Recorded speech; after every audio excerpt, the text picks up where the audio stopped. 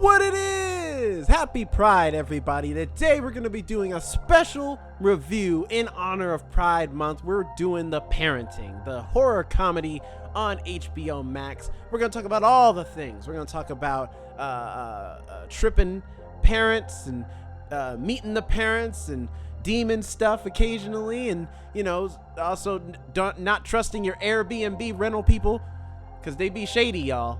All right, we got 2 movies now to prove this point. I'm just saying. But we're going to talk about the whole shebang. So if you want to hear what we have to say, sit back, relax, grab a snack, grab a beverage, and listen on in to the first ones to die.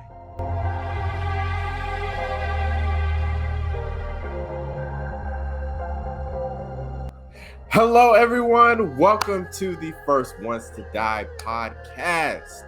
My name is Jonathan, and as always, I am here with Alex and Jerome. How are y'all doing? How you doing, Alex? I am dying. I am so tired.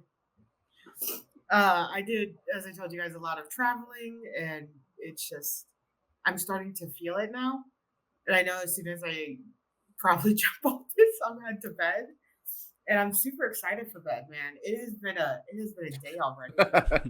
I'm gonna be so for real. Yeah, it's already been a day, and I'm looking forward to that bed. But other than that, I'm pretty good. I'm hanging out in Oregon right now. You can see not my usual setup. It's funny enough, all the degrees you see behind me are mine and my sister's. That we have. Our mom hangs on her wall because I'm at her place right now, and I'm like, yeah, I was like, that's so sweet of her. It's actually funny to walk through your parents' house when they're not here. You kind of feel suddenly young again. And when she was, because I'm watching her house for the weekend because she's off to another state as well with my stepdad. It feels like weird because she's like, "Oh, you got to do this." I'm like, I'm 34, right? Like, I'm not 15. Nothing's like I know how to like do stuff. Like I'm 34. Like they'll just. Do you have enough blankets? No, like she's like, well, we went grocery shopping. We got this and this for you. I'm like, cool, but also I have a car and my own money. If I need something, I can go to the grocery store like I do in my home every day. And just she's like, we're gonna leave you some money for food. I'm like, again, thank you. I took it. Don't get me wrong. I took the money. Absolutely. It's like in those movies from the early 2000s growing up when the parents would always be like, all right, I'm going to give you this credit card. It's for emergencies only. And then they end up spending it on something dumb. It feels like more like when you leave the teenager at home. She's like, I left you $40 for pizza. It's a little more than that. But like, yeah, I was like, I don't need the money. Like, I kept it. I'm going to use it. I'm probably going to order pizza tomorrow. But nice. That's a nice Friday night activity. It is. And I'm in a smaller town, so it's very quiet. So it's kind of forcing me to relax, which weirdly enough, like kind of makes me anxious. Calmness makes me anxious, which I think that has to do with trauma, but that's something I can't unpack here. But relax, so go through it when you want to go do it. But yeah, so this is going to be my weekend. I brought plenty of material to read too, which I'm currently reading some smut books. As I've mentioned before, my coworkers have given me.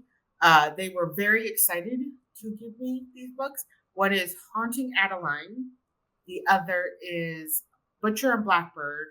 And the third one is Ice Giant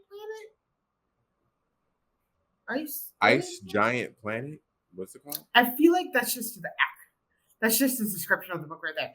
It's apparently, apologies for being crude, just humans fucking aliens. Giant blue aliens. Reminds me of a book that I refuse to read, but I think is a goofy story, is a comic called Money Shot by Patton Oswalt and somebody else. And the comic is about this group of scientists in the future who have a bunch of projects they want funded, but they don't have the money. And so they decide instead to use a science project they have that allows them to travel across, basically make a portal to other alien planets and make intergalactic porn to pay for their science projects. and so they just go around the galaxy having sex with various aliens, and Was then like using the money to fund their projects, and it's very goofy, and it's very like from the stills I've seen online, because this book has gotten many articles written about it, but no, surprisingly not like a bunch trying to cancel the book, just a bunch talking about the book of being like, man, this book's crazy. so I found that it's Ice Planet Barbarians. Makes sense. Planet Barbarians. Okay. Yeah, the Um, rippling muscles and pectorals, being ravaged by a barbarian when you're giant a woman. blue guy. Yeah, you No. know, So I've it's been the reading dream.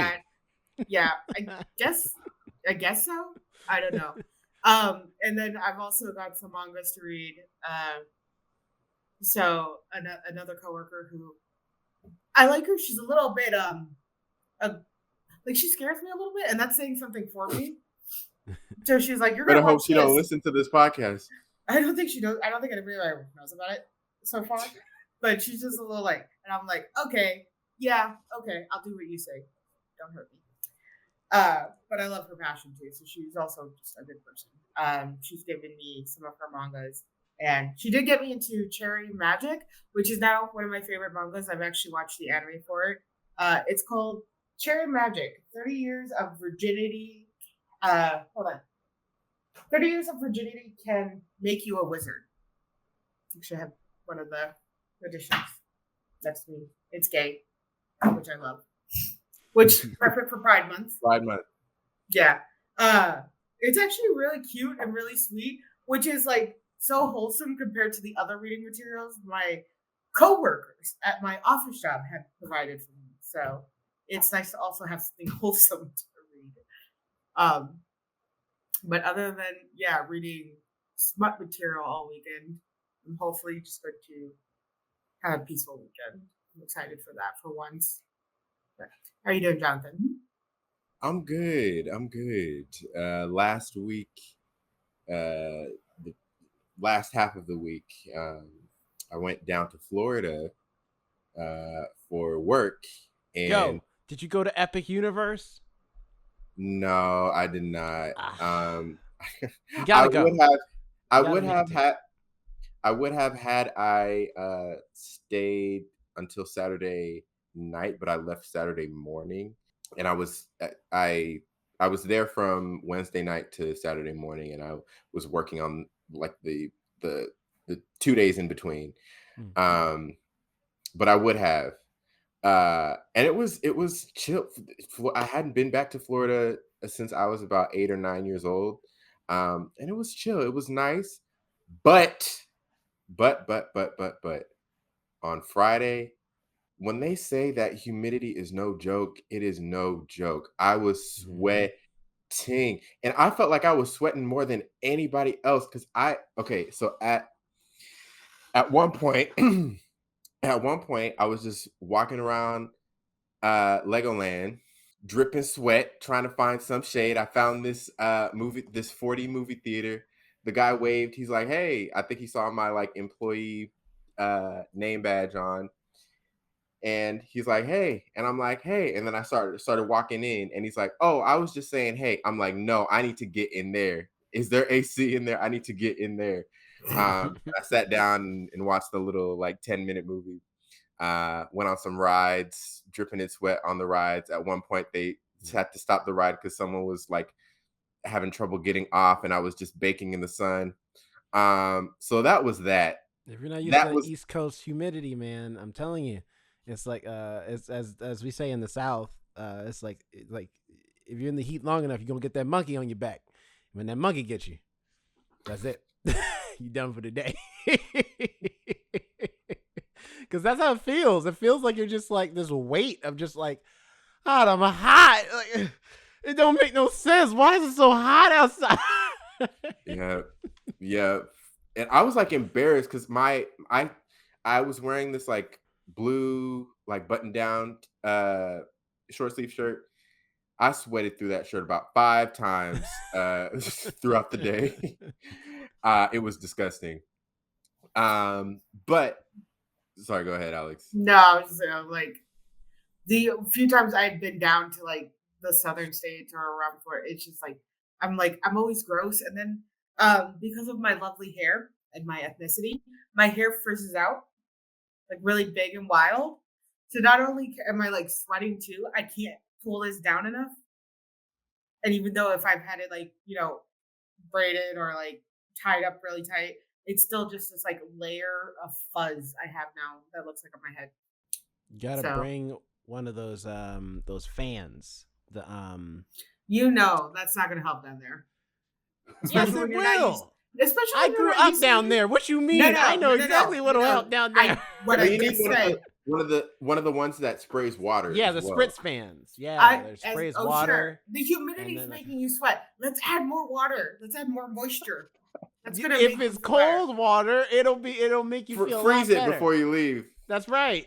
You gotta get. My mom used to have one of those. In fact, she used to have one of those. Either my mom or my dad, one of the two, had those water bottles that has like the ice stick in it, like the stick that you put in in the freezer, and then you like screw it to the cap of the water bottle, and then when you screw the water bottle on, you have it like it stays ice cold for longer, because you basically have ice in there that won't melt because it's just an ice stick.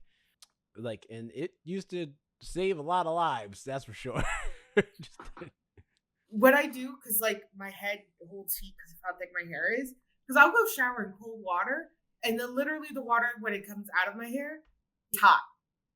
That's how much heat holds in your head. I'll like make myself a bun and literally just stick ice cubes in my hair. It is the most refreshing thing you have ever felt. Yep. Yeah, cool rag. Put on you, like in my case, because I got my hair's like down to just down to the scalp. Just cool rag on a hot day, save your life. See, I've been hitting up the Korean day spas down here in LA, and let me tell you, those are nice. This has been a nice week for the West Coast for weather.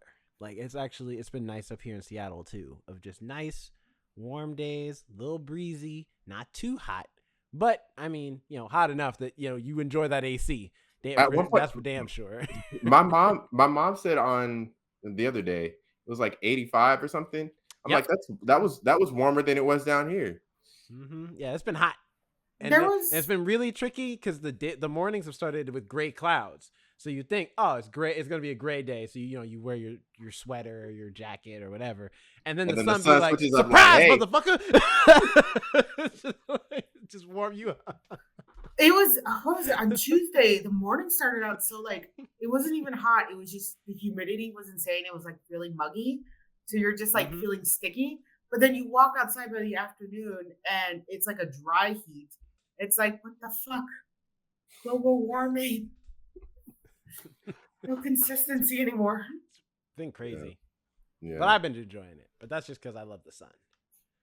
Yeah. So you had at least a nice time at Legoland? I did. I got to spend a couple hours exploring there and everything because I've never been to a Legoland.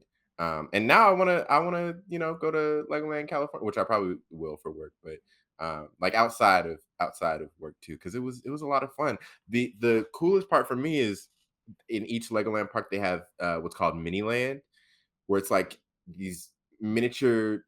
It's basically like a big area where you can see all these miniature builds of real life things. Like they had like the whole of Las Vegas as a miniature Lego build. They had Hollywood. They had basically all the main cities in the US. They had miniature builds of, and it was really cool. They had a miniature build of the space station, and they had like every 10 minutes they do a liftoff. It was really cool. So cool.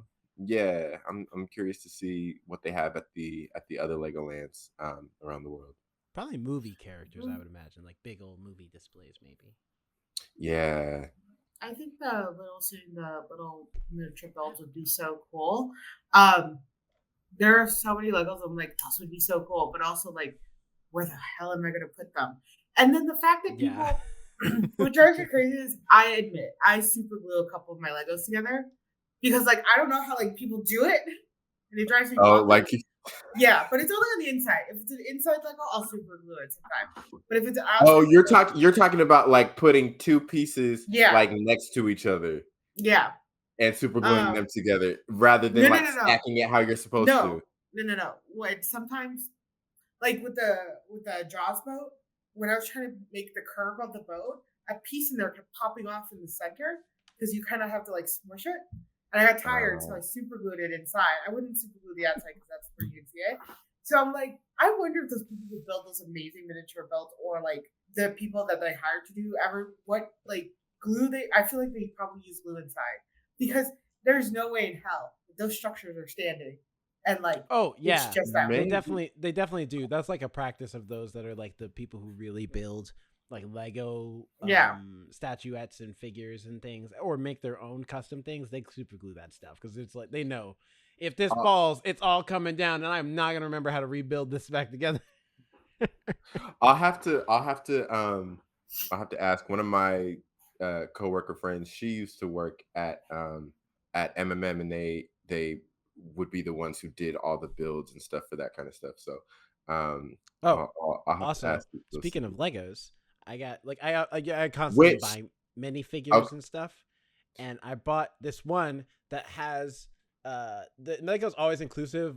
Me and Alex actually went to go check out some Legos the other one time we went to go see Final wait Destination here. together. Let me stop Oh, you, yes, what's up? cause cause it's actually Legos is not the correct way to say it's plural. It's either Lego bricks or Lego figures. You can't say Legos. Legos is not plural.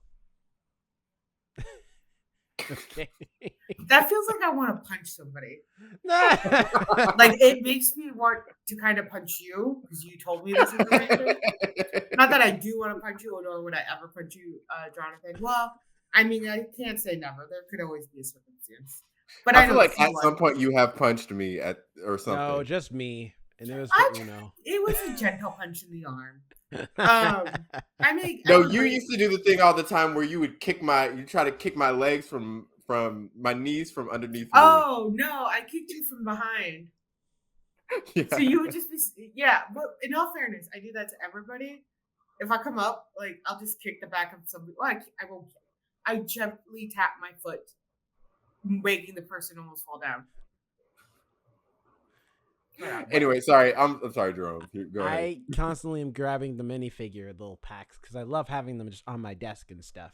And I grabbed this new one, which they've been really great about being more inclusive with how their minifigures look. And when me and Alex went to look at Legos, we found that there was a lot of Lego. They've added now a lot more people with disabilities as minifigures, including those that are in wheelchairs. Now you can get like a Lego wheelchair for some of your minifigures. In this case, this one has a prosthetic arm that's Oh, detachable. So that's like the full arm is like this little. It's hard to see in this camera, but it's a oh little my god, nubbins, you got to and you do can put you got to do this. the influencer thing. Yeah, it's you gotta going hold on. it like this. Yeah, come on, yeah, come on, focus up, No, you gotta put your focus up. hand behind it. Put your palm behind it.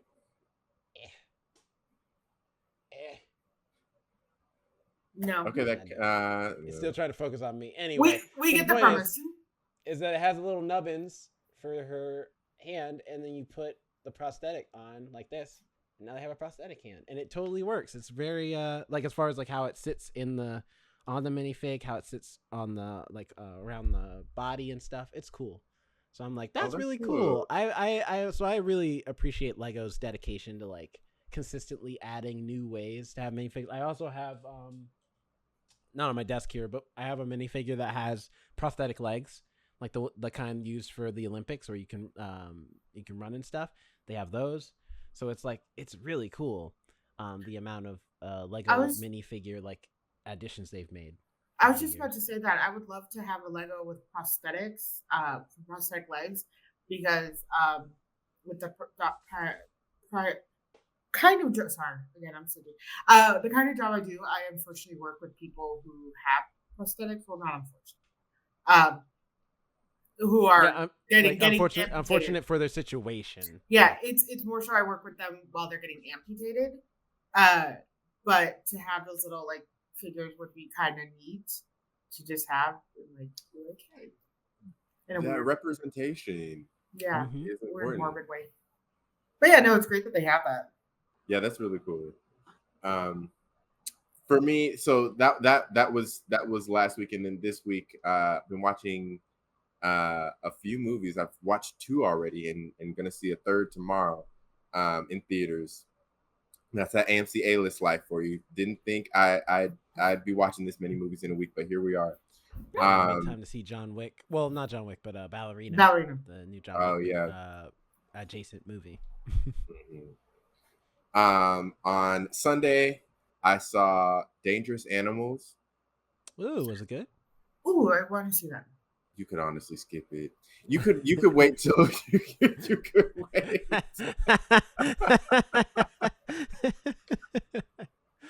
It was sharks and murder. Come on, what more could I want? The sharks are like background characters in this movie. It's more so about what's his name? The guy from I forget his name. Jai Courtney?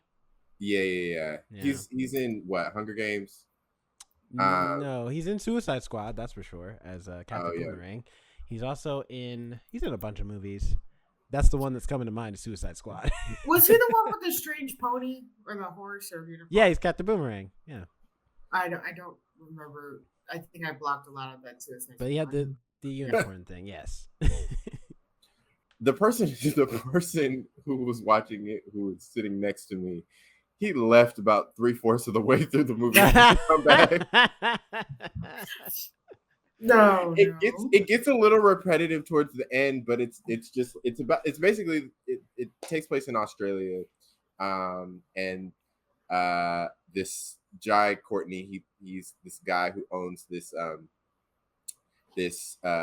swimming with sharks company, like tourist company, but it's really a disguise for his sinister like thing that he does. And this girl, this girl gets trapped essentially, and then this guy that she meets and is like kind of romantically linked with, they get in trouble with him and everything, and blah blah blah. It was all right, but it wasn't anything to write home about.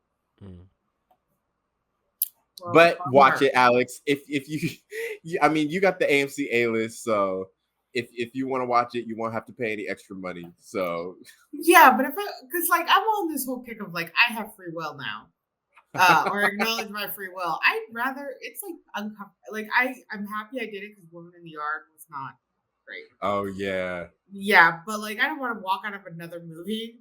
It does feel awkward. Oh yeah, because you walked out of that one. It was like almost an hour in before she like had a fantasy about killing her children. Not that that's like a good thing or anything, but in the horror movie that it was presenting as, yeah. And then in the end, spoilers because I read them on Wikipedia. She ends up realizing she's stronger than her dark thoughts, and she of course loves her children, and all wounds are healed for now. But what was the other movie you saw? The other one I saw was why am I forgetting the name of the movie now? It's the one you've recommended. No. It's the one you recommended about the lady and the kids. Oh my gosh, what's the name of it? Yeah, Alex, you recommended it. The movie that you saw on AMC. I should have. Oh, Bring Her Back. Bring Her Back. Yes. Oh yeah. Oh, how'd you like it? Tell me you liked it. Is this your first I punch you? You don't like it? I was shook. I think I'm still processing what I watched because I was like while I was watching that movie, I was thinking to myself like, should I pause on watching horror movies for the time being? It was just so intense, but I thought it was so well done. Like it was such a well done movie. I think the reason why I think it was so well done is because it shook me so much. Well, that's like what's funny about that movie is that the consensus has been, as far as I've seen, is that people like the movie. However, people like out of everyone who likes the movie, they fall into either one of two camps. Either they love the movie and they think it's amazing, or they think they're like, I like the story, but this was too much. Like, all this violence didn't need to happen in order to tell this story. And I'm like, I haven't seen it, so I can't say whether or not. But I am, But for me, there's I'm not. like, but it is the Philippou brothers. They're known for, But like, here's the the thing. Raka Raka stuff is also extreme. There They've wasn't always that been much known for extreme violence. violence.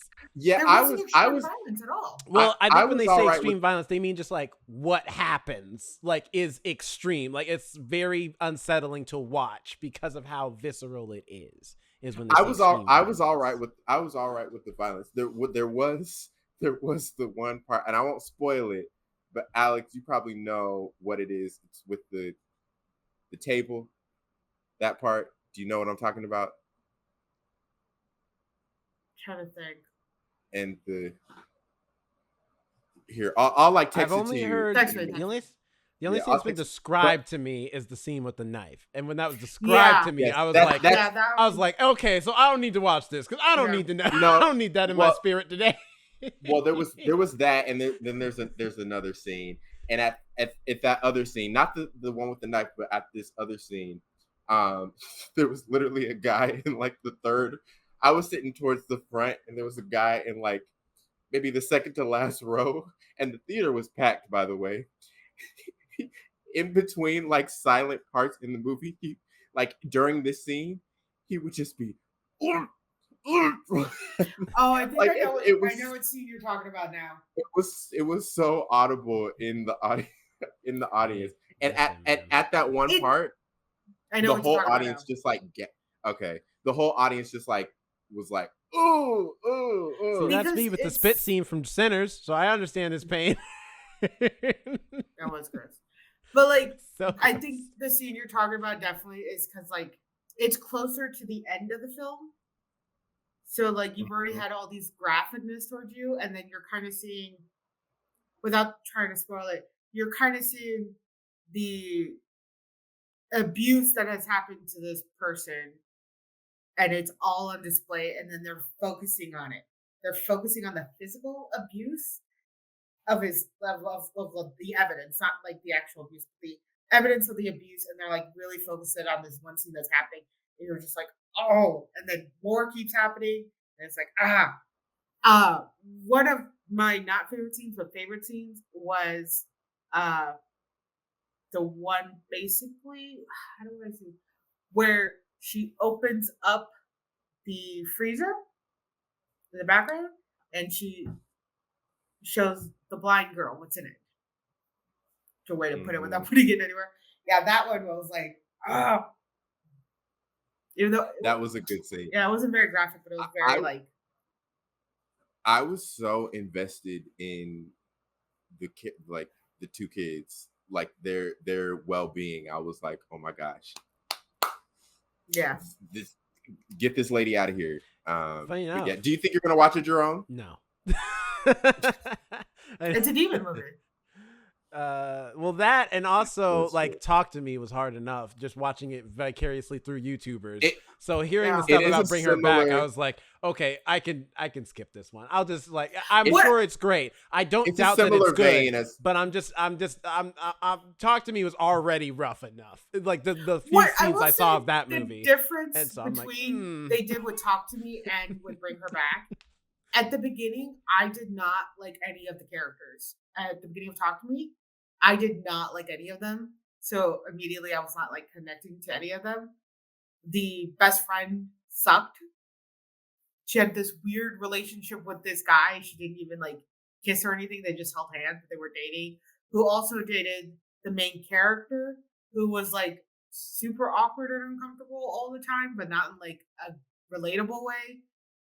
And then, but this one was like the characters were both likable, both sympathetic. You know, it was easier to connect with them, and I think that's what made things so much more like what people would describe as like violent, is because you finally connected with these characters on such a different level that you're like, you feel like you felt everything. I'm so happy you liked it. No, See, for I'm me, so it's happy. not Yes. even because And- I don't mind the characters in Talk to Me only because I'm like I like this being an interesting allegory for addiction, and especially addiction in youth, and so I like the ideas in Talk to Me. But I just like Talk to Me already was like there that scene with that kid where things go wrong. I was like, oh shit, like that. God damn! Like, and we're still going. Oh, like, does someone stop him? And like, so after that, and then hearing about some of the scenes from Bring Her Back, I'm like, all right. It was one thing when it was like teenagers and young adults. Now it's babies. Nah, I'm good.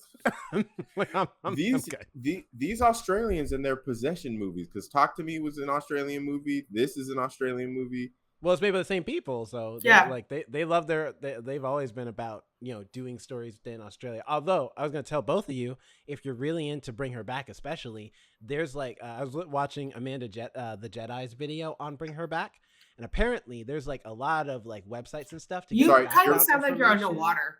Yeah, you're muffled. Sorry, it might be this microphone. This is the secondary microphone. This is my main mic I use all the time. Does that sound better? Yeah. Yes. Okay. I was watching Amanda the Jedi's video on Bring Her Back, and she was talking about how there's like a lot of like online stuff you can find that has Easter eggs and helps flesh out the story more and the lore of Bring Her Back, but also there's Easter eggs in Bring Her Back that ties it to Talk to Me, that makes it so that like that, and it might lead to, because apparently the Philippou brothers, when they made their Raka Raka YouTube channel, that was like all within a unified universe that they are basically building in its own kind of idea. And so the idea with their movies now is that they're building another universe of movies that aren't like directly tied. Like, it's not like you're going to see the characters from Talk to Me in another movie, or the characters from Bring Her Back in another movie. But there's like maybe like videos or little internet chat rooms on like a certain website where you can unlock certain things to figure out like, oh, they're talking about the hand from Talk to Me, also talking about what happened in Bring Her Back. And it's like, I'm like, that's really cool. That's really neat to like have like a little extra thing that you don't need it to make the movie great, but it helps like flesh out some things and gives you a little bit more if you're really a big fan of the movie. And I love stuff like that. That was about it for me. The other movie I'm gonna watch tomorrow is Materialists, and I'm excited for that one. I'm excited for that movie too. That looks interesting. Yeah. And then I also you'd be proud of me, Jerome. I booked my ticket for Superman. Yeah. Yeah. I saw that it's like theaters are already filling up for it. So yeah. Like, listen, let me get my ticket. I will say this: they've done a great job. I've not watched a single trailer except for the first teaser because I don't want to be spoiled at all for what's happening in Superman. And then on top of that, they've done an amazing job with the marketing team. Hugo Boss just revealed a collaboration with a Superman scent, which I'm like, okay. Like, and so DC and Warner Brothers both have put a lot of stake in this Superman movie.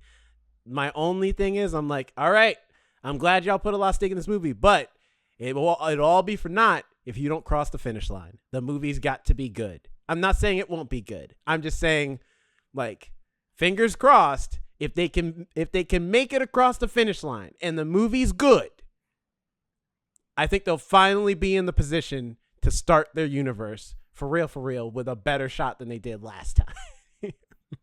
I think what they have to do is just focus on not starting a universe and just like focus on the movie, because on the movie at hand. Yeah, you know, they're like, I have to put in these extra X. I have to make sure this is lined up so this can be set in the next movie. If you can just make one like good one, like we focus on that one, people will swarm. And then when they're like, oh yeah, I announced the second one, people are like, yes, let's do this. It's right. Like, versus like feeling fatigued at like, oh, you're already planning the next 10 years of movies. Yeah, like I'm already True. exhausted. Yeah.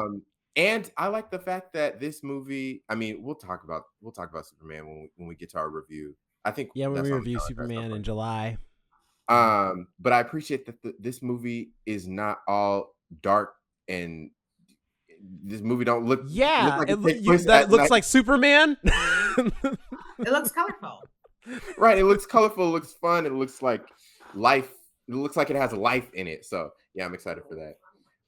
They're like, and to your point, Alex, I think that's what James Gunn's plan is. According to him, he has said, like, because the whole crux of this is that he wanted to do a Superman movie for like ever. He wrote it a long time ago. And then when DC was like, yeah, well, let's do it. Whatever. DC movies ain't making the money we want it to, so sure, make Superman. And so this is his like baby. He's always wanted to make this movie in particular. But when they put him in charge of like the DC universe, whatever they're calling it, I don't know what they're calling it. He has said for him, it's not about doing the Marvel thing of like every movie's going to tie into each other and it's going to be like a woven tapestry of a storyline. For him, it's like, we are going to do movies that technically take place in the same universe, but it's more about those movies just being good movies. And they just so happen to have characters maybe from another movie that was like, that you saw before, like, for example, Creature Commandos, the animated show came out, I think this year actually, and had Rick Flag Sr., who's related to Joel Kinnaman's character of Rick Flag Jr. From The Suicide Squad, like his movie, The Suicide Squad. He's going to be in Superman. But there's not a thing of like, oh man, Rick Flag Sr. is going to be doing all this stuff. It's like, nah, he's just, because like, why would I not use, he's treating it like comic books do, where it's like, I could make a new character, or I could just use a character that already exists who would fit the role. And so that's kind of his approach, because like Supergirl is going to be its own thing when that comes out. Batman and Robin is going to be its own thing. The project I'm most excited for, Mike Flanagan pitched to him doing a Clayface movie. Mike Flanagan, who's responsible for Haunting of Hill House and House of Usher. Oh, those were great, yeah. The other one with vampires I can't think of right now, but Midnight Mass. I was actually going to say Sunday Mass, but I was like, that's... Yeah, and so he showed up to talk to James Gunn. He was like, hey, I got an idea for a Clayface movie that is not tied to anything Universal. He's just like, I want to do a Clayface movie. And James Gunn read the script, and he was like, cool, all right, greenlit. So I'm like, so it looks like that is the idea for him, is like, I just want to make good movies. And they just so happen to be tied into each other. But we're not doing an Avengers thing where like, at some point down the line, Justice League. He's like, no, I mean, if we make Justice League, cool. But right now, that's not in the cards. Right now, it's just stories. Cool stories with great characters. That's what we're focusing on. And I'm like, yeah, that's how it should be. I like it. So, sorry, Jonathan, go ahead. No, it's your turn. How has your week been, Jerome? Been good. I'm so jazzed right now. I'm riding on cloud 9 because, first of all, Summer Game Fest happened this past weekend. So a lot of great games were announced that I'm super excited for, including new Resident Evil, which I probably won't play, but I'll be glad to watch because I don't do horror games. There's another horror game that also was announced called Ill. It looks like nightmare fuel. It's so gross and weird and terrifying. And I'm like, I don't know who made this game, but whoever it is, listen, you need to go to church. You need Jesus. Because what the hell is this? It's so terrifying. But it looks cool. It looks really interesting. But also we got announcements for just great games in general that I'm super excited for. But also thinking of games, I'm also excited because the newest season of the finals is out right now. And that is my game. I love me playing some finals. So if you're listening to this audience and you play the finals, hit me up on Instagram. I might play a game of the finals with you. But also, I watched most recently, thinking of watching new movies, I just watched off Hulu Predator Killer of Killers. The animated I just saw movie. it on Hulu. I was like, I'm gonna watch it tonight, but I'm like, also I'm sleepy. So we'll see what takes precedence. Yeah, but it was fun. It was really cool. I love that it's made by the same person who made Prey. Spoilers. So that's great. I won't spoil it for you, but it's really good. I love the animation style in it. And I love the play with history. I think that's what made Prey so great. When we reviewed Prey a couple years back, that was one of the things we praised highly, was the idea of like, it's a Predator movie, but it takes place back in time. So we get to see the Native American like warrior fight the Predator, as opposed to somebody who's like who's just got guns, which is cool because, Predator won. But it'd be nice to see someone with primitive weapons fight this advanced creature. Well, they also showed permanent guns in Prey too, like the old style. Yeah, with the muskets. With the muskets, which you had to be so careful with. I mean, just a little bit of humidity would dry out that gunpowder, or would moisten the gunpowder. Mm-hmm. It would fuck up with the gunpowder. So it was actually really good. I loved the 3 stories they did in it and how they tie in together. And like, to the Predator lore overall that we've woven through all these movies we've had so far. So if you like Predator, check it out. And then be excited for Predator Badlands, which also comes out this year, which I'm super excited for. So we're getting a lot of good stuff if you're Predator fans this year. But like, that's all the things I did this week. I've been mostly working this week, but we do also have some media news, as always. A good chunk of it, actually. But there's a few things I'm just gonna run through because they're not really important. First of all, 2 movies we got announcements for. We got Godzilla X Kong Supernova. Got the announcement trailer for that it's coming at some point. But basically, they were just like, hey, we're making a new Godzilla Kong movie. So that's happening. So if you're a Godzilla Kong fan and you like the last 2 movies, you got another movie on the way in the same universe. And then also we got a trailer for The Cleaner, which is a movie starring Daisy Ridley, in which she is a window cleaner who happens to be cleaning the window of a building that is happens to be I think it's like a bank or something, and it's being robbed by this group of like mercenary bad guys. And so then Daisy Ridley says like, I'm breaking in and I'm kicking ass, because little do they know she's not just a window cleaner, she's also a woman with a special set of skills. And it's basically Die Hard, but with a window cleaner as opposed to a cop. First of all, isn't there already a movie called The Cleaner? I think so. That's what I was thinking about. Probably. Like, is an assassin. Yeah. It's like, yeah. Here, I'll look it up. I mean, it's not a very original secondly, title. When you said robber, it brought me to, I forgot to mention one of the things I watched this week. I won't get into it because it'll take too long to get into it, and I could do like a whole mini review on this movie. But it's Tyler Perry's Straw. I watched it on Netflix. Oh, yes, I have not watched Straw, as you know from our expectations review. I've just decided to completely detach myself from any Tyler Perry projects going forward. But I did watch people's breakdowns of Straw, and it's been more entertaining than I could have possibly imagined. Well, the thing is this movie is actually getting more like, it's people aren't dragging it as much as they normally do for from people's breakdowns, it sounds like it's not as bad as like some of the other movies that have been like worse from Tyler Perry. It sounds like it's middle of the road, very middle. It's just, you have to prepare yourself emotionally for this movie, because this woman in this movie goes through like the worst day anybody can imagine. And it is like, it's just her. And Taraji P. Henson does an incredible job. And apparently they shot this movie in 4 days. And it shows. I've seen clips. Be nice. I'm just saying. Did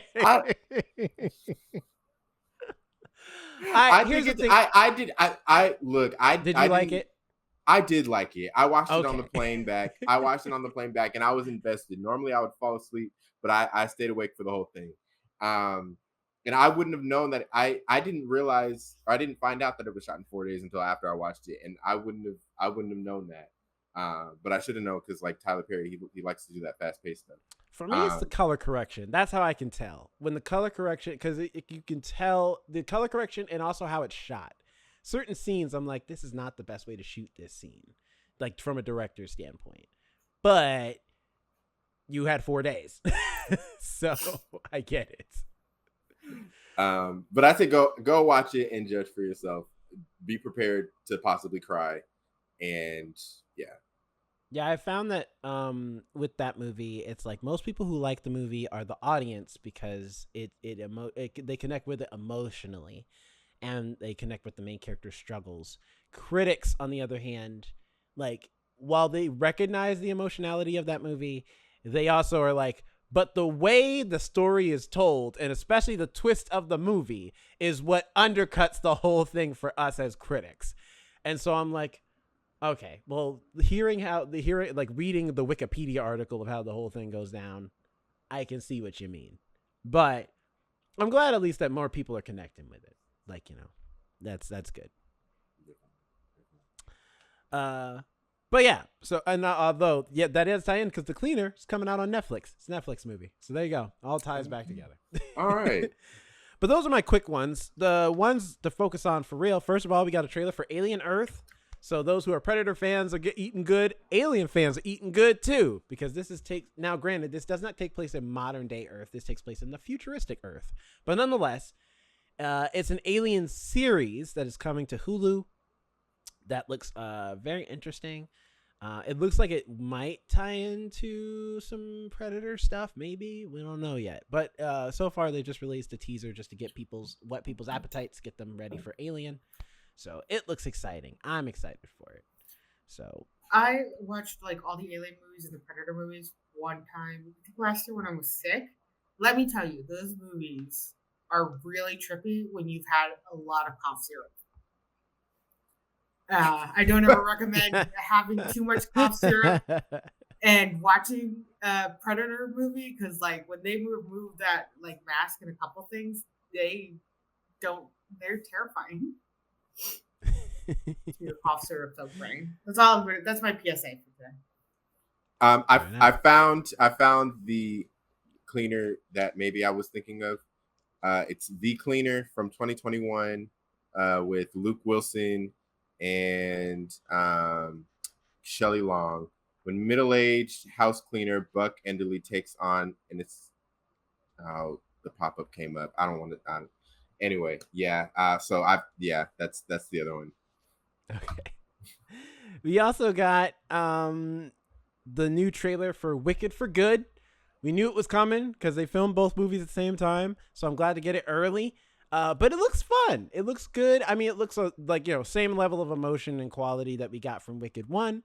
But I'm excited to see the changes because they say they made some changes for this movie. Consider we all took a trip to California to see Wicked live. And so we both also, all three of us know that Act 2 is shorter than Act 1.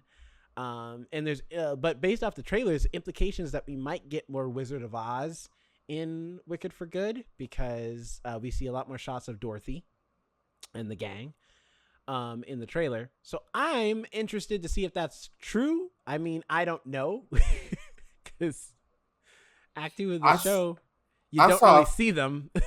I saw a fake headline on the Bird app where it was like Taylor Swift has been announced as playing Dorothy in Wicked for Good. I was like, and then I looked at the account username. I'm like, wow, okay, spreading fake news. All right. Yeah, they're being very cagey with who's playing Dorothy. If there is a specific person playing Dorothy, right? Because you could just you have to see Dorothy in not necessarily because it's kind of in the play. It was kind of been she was. You see her silhouette. Yeah, but you're right. They might just have somebody play her because it draws out the movie longer. But also, I wonder if they're going to keep it the way they do in the play because you know how it's often that they change when they put a play to a movie. They often change like the ending a little bit. Like they may not make it like Dorothy behaves in the end, or like she's not sympathetic. She still thinks she did a good thing or something like that. So I'm wondering what they'll do I feel like they're going to change the ending some way, somehow. Yeah, possibly.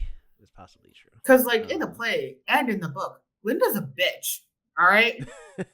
Linda's a straight bitch acting over a man and wanting to be powerful.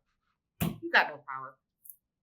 So, and then she's like, oh no, my friend said, you set people on her all the time. What do you mean you're sad your friend's dead? Get out of here. So, like, I wonder if we're going to find a way to make, like, Linda more likable in the end. Well, she's already more likable from the first movie. Yeah, that's the problem. Well, the play in general makes her more likable, just in general. But and compared to the book. But, they also did not show a lot in the trailer, in the Wicked for Good trailer. Like, you don't even see Nessa Rose, and she plays a huge part in the. That's true. In the second act, she plays a very major part, and you don't see her at all in the trailer. You also don't see Bach either. Yeah, think of it, and barely any of Jonathan Bailey was his Prince Fiero. Fiero, yeah. Well, most of that's going to be filmed with probably him in his costume and his new face. So they probably don't want to show that just yet. Gibson's like, yeah, Wicked.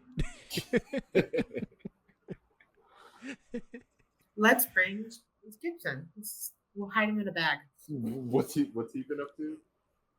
Just barking outside the window. Handsome man. Oh, he clearly does not want to be up here. Hey, say hi to the audience. The audience wants to know, what does Gibson think about Wicked for Good? I love he won't face the camera. You won't every time he turns his head, he just turns his head back. He's just like, no, I don't want them to see my face. There he is. Like, put me down. Put me down. This is undignified for me. But yeah, so that's Wicked for Good. It's exciting. Comes out in November. People are excited for it. Next, we have 2 shows that happened while we were away. The first one we'll talk about, just because I think we can go by it real quick. The BET Awards happened this past weekend, y'all. Black culture was celebrated once again for 2025.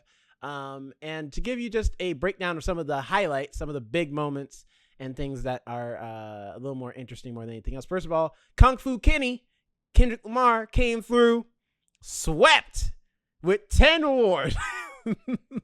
I don't know all the names of them, but he just came out here and just left with a slew of BET awards, which he had a big year last year. I mean, between the Super Bowl, GNX being released, winning one of the biggest hip hop beefs we had in a while.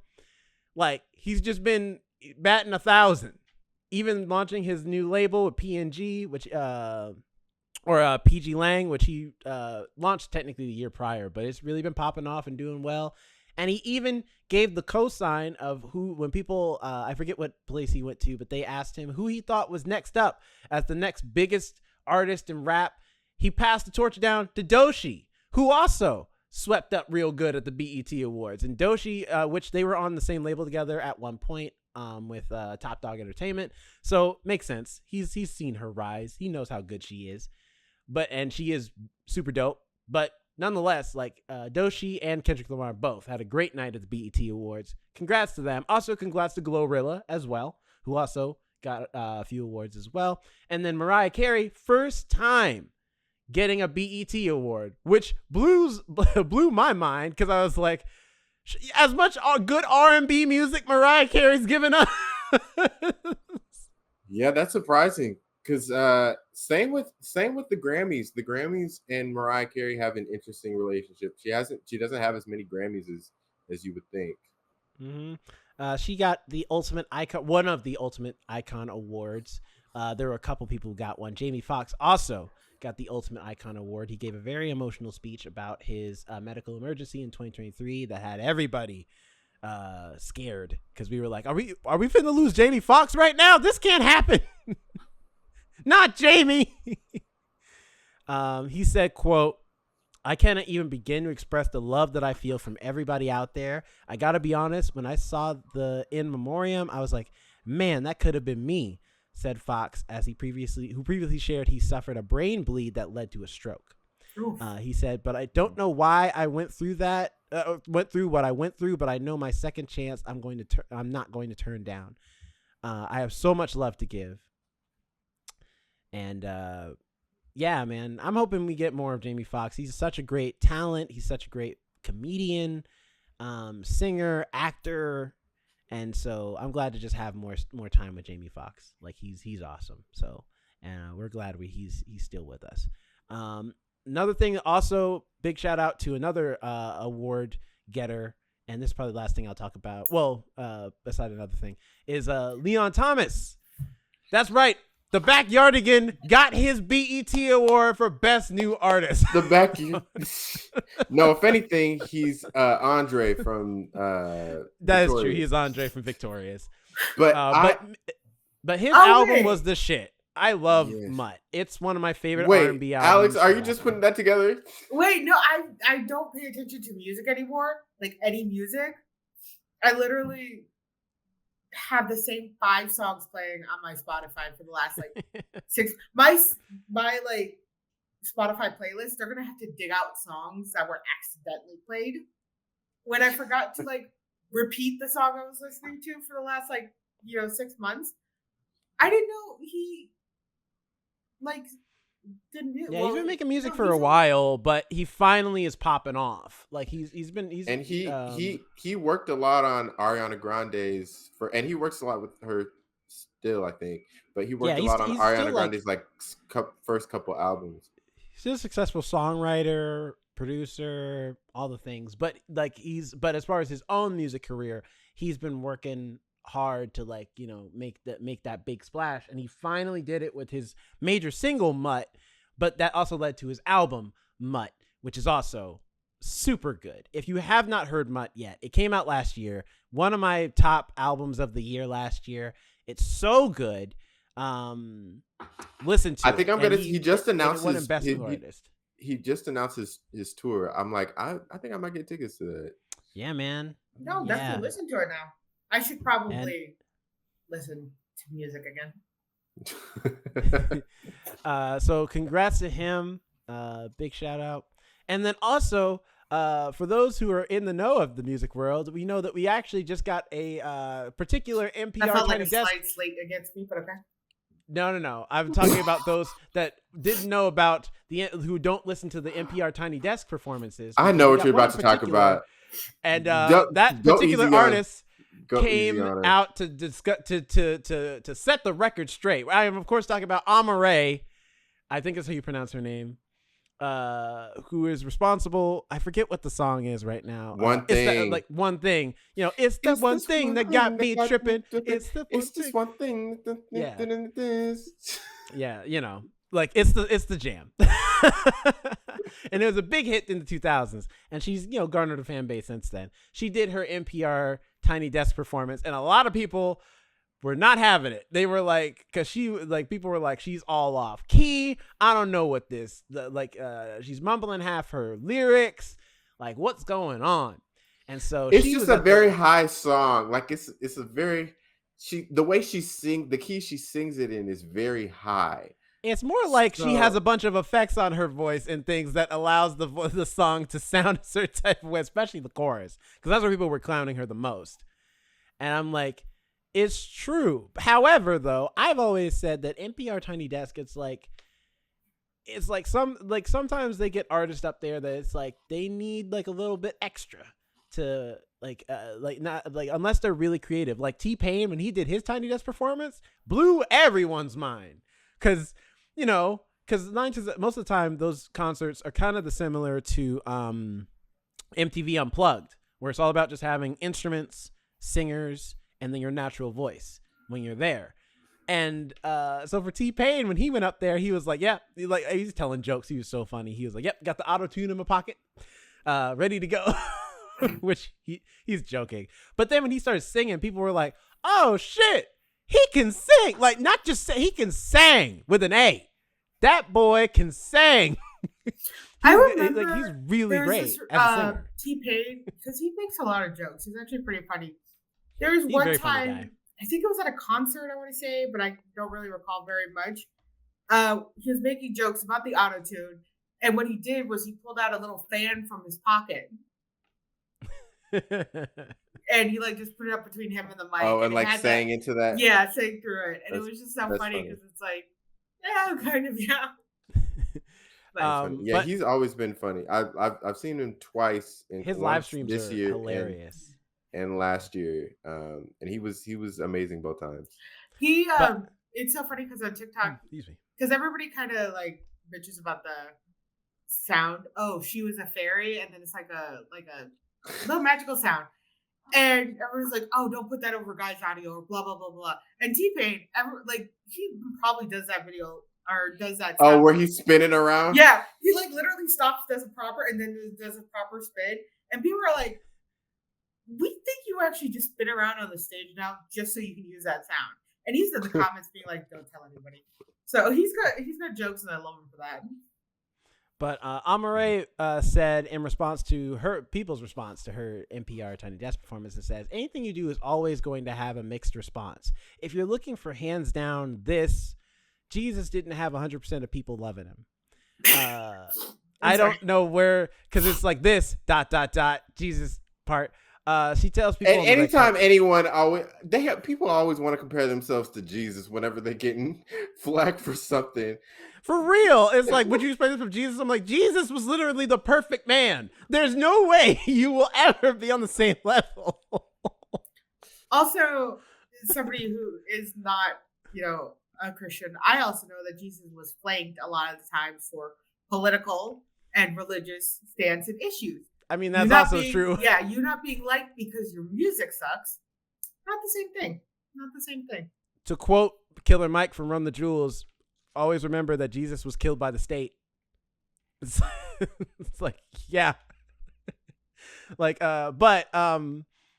So she said, so that's not going to be the case, but I felt like it was majority great. She said, so I was like, okay, it's good, but as an artist, I'm a perfectionist. You're always like looking at what you can work on and how you can be better, but then also you got to look at what you did well. So basically she's just saying, yeah, I slipped up a little bit, but I mean, overall it was good, right? So it's whatever. And I feel like that's the attitude to have. Like, don't try and be like, don't try and get defensive. Just be like, look, y'all didn't like it. That's fine. I tried my best and I'm pretty happy with the results. And there are some things I probably wish I could have done better, but it's a live performance. You're only going to do like whatever happens. So I'm like, good for like, so, and besides, she's still rich. Who cares? And she looks great. And she looks fantastic. She looks really good. And then the other show that happened over this weekend, and it mostly just dropped some trailers, was Netflix's Ta-Dum stream, which is their new thing they've been doing, which I think is so funny because I love that's the Ta-Dum. I think it's all the celebrities who were promoting it were pronouncing it Ta-Doom, which I don't think is which Netflix may think that's the correct pronunciation, but I think it's Ta-Dum, like you were saying. Yeah, but Ta-Dum. Yeah, no, the Ta-Dum is the actual. No, it's pronounced. Everyone's been pronouncing it Ta-Doom, so I think that's how Netflix wants it to be pronounced. But I think it's supposed to be pronounced Ta-Dum, okay? Right. Because that's what the Netflix sounds like. But so they announced a few things, but the main things they announced that has everybody hyped. First of all, we got a Chopper first look of One Piece season 2. Everyone's excited to see Chopper. He's one of the cutest characters in One Piece, and he was teased in the first season. So now we know for sure, second season, getting Chopper. So for all the One Piece fans out there who love One Piece season 1, you're getting Chopper in season 2. Little Moose Antler Boy with his top hat. Then we got the date announcement and teaser for Wake Up Dead Man, the next Knives Out movie, which also looks fantastic. I'm super excited for that movie. Can't wait. Comes out this year as well. Hold on. November. I had it. They usually come out in like November. December. Well, I had it, but I forgot that there's a new. So December 12th, 2025, we get Wake Up Dead Man. So I'm excited for that. Like, can't wait. We also got an date announcement for Stranger Things season 5, which pissed me off a little bit. I was gonna say people are annoyed about. Yeah, well, because literally dropping on every it's holiday. Not coming out in just 2 parts. Now it's coming out in 3 parts. But you get okay, so it sounds good. It's like you get 3 episodes, takes a break. Another 3 episodes, takes a break. Another 3 episodes, it takes a break. So you only get 8 to 9 episodes. Yeah, just wait till you get 3 episodes. To watch it. You get 3 episodes. Just watch it all in one. January 1st, 2026. You ain't doing nothing anyways. I mean, that's true. But it's like you get 4 episodes on November 26th. Then you get 3 episodes on Christmas. And then the series finale, which is the last episode, but I imagine it's going to be the length of a movie. So 2-something hours is going to be December 31st, New Year's Eve. And I know the reason why they're doing it this way, because a lot of people are pissed off of why are they swinging 3? I'm like, I'll tell you why. They want to rule the holidays. November 26th, day after Thanksgiving, Christmas, and then New Year's Eve. They want to rule the holidays. That's why. They But want they're to not get the gonna streaming get those numbers for the holidays. They should have dropped it because nobody's going to be watching it on New Year's Eve. Yeah, exactly. Really. Everyone's going to be watching the ball drop or going to an Everyone's gonna event be or a out, party. yeah. Like something. They No should one's have at gonna be least dropped it home like being on. like, you know what we should watch, y'all? Stranger Things. What? Who's going to be hosting their New Year's party? Hey, come over so we can watch. You know Well, what? I bet Final there's Part. that one friend who is going to, and you think you're going to come over having There are we're going definitely. to have a New Year's party and be like, yeah, oh, I have Stranger Things. I have the snacks that like correspond with the 80s and like this and that. Be like, dude. Especially because it's on a Wednesday. The New Year's Eve's on a Wednesday this year. So I'm like, I was going to say, like, it does come out. If it's coming out New Year's Eve, it does come out midnight of New Year's Eve. So it comes out December 31st, like top of the day. So you can really watch it throughout the entire day if you want. But since Wednesday, people are going to be at work. And then when they get off of work, they're going to a party. They're not going to go and watch Stranger Things. And especially, I'm betting, like, because already the episodes from season 4, each episode was like an hour and a half long. They were like mini movies. So I know that the series finale for the entire series is going to be like 2-something hours. I ain't watching. I'm not making time for that when I could be going out and hanging out. Happily say I've never watched a single episode of Stranger Things. I take so much pride in that. Not even once. It never interested me once. And I can now say that the loss of conclusion and closure people are going to feel when Stranger Things finally ends, and it's going to end bad because we all know that's coming. The disappointment for that. Oh no, it's actually been ramping coming. up. No, season 4 was actually pretty good, and they're ramping up pretty well. It's just the fact of like, so I know Stranger Things 5 is going to do, I'm sure, fine. But my issue with Stranger Things 5 is just them dragging this out. The time gap. Because it's just like, just release the damn season.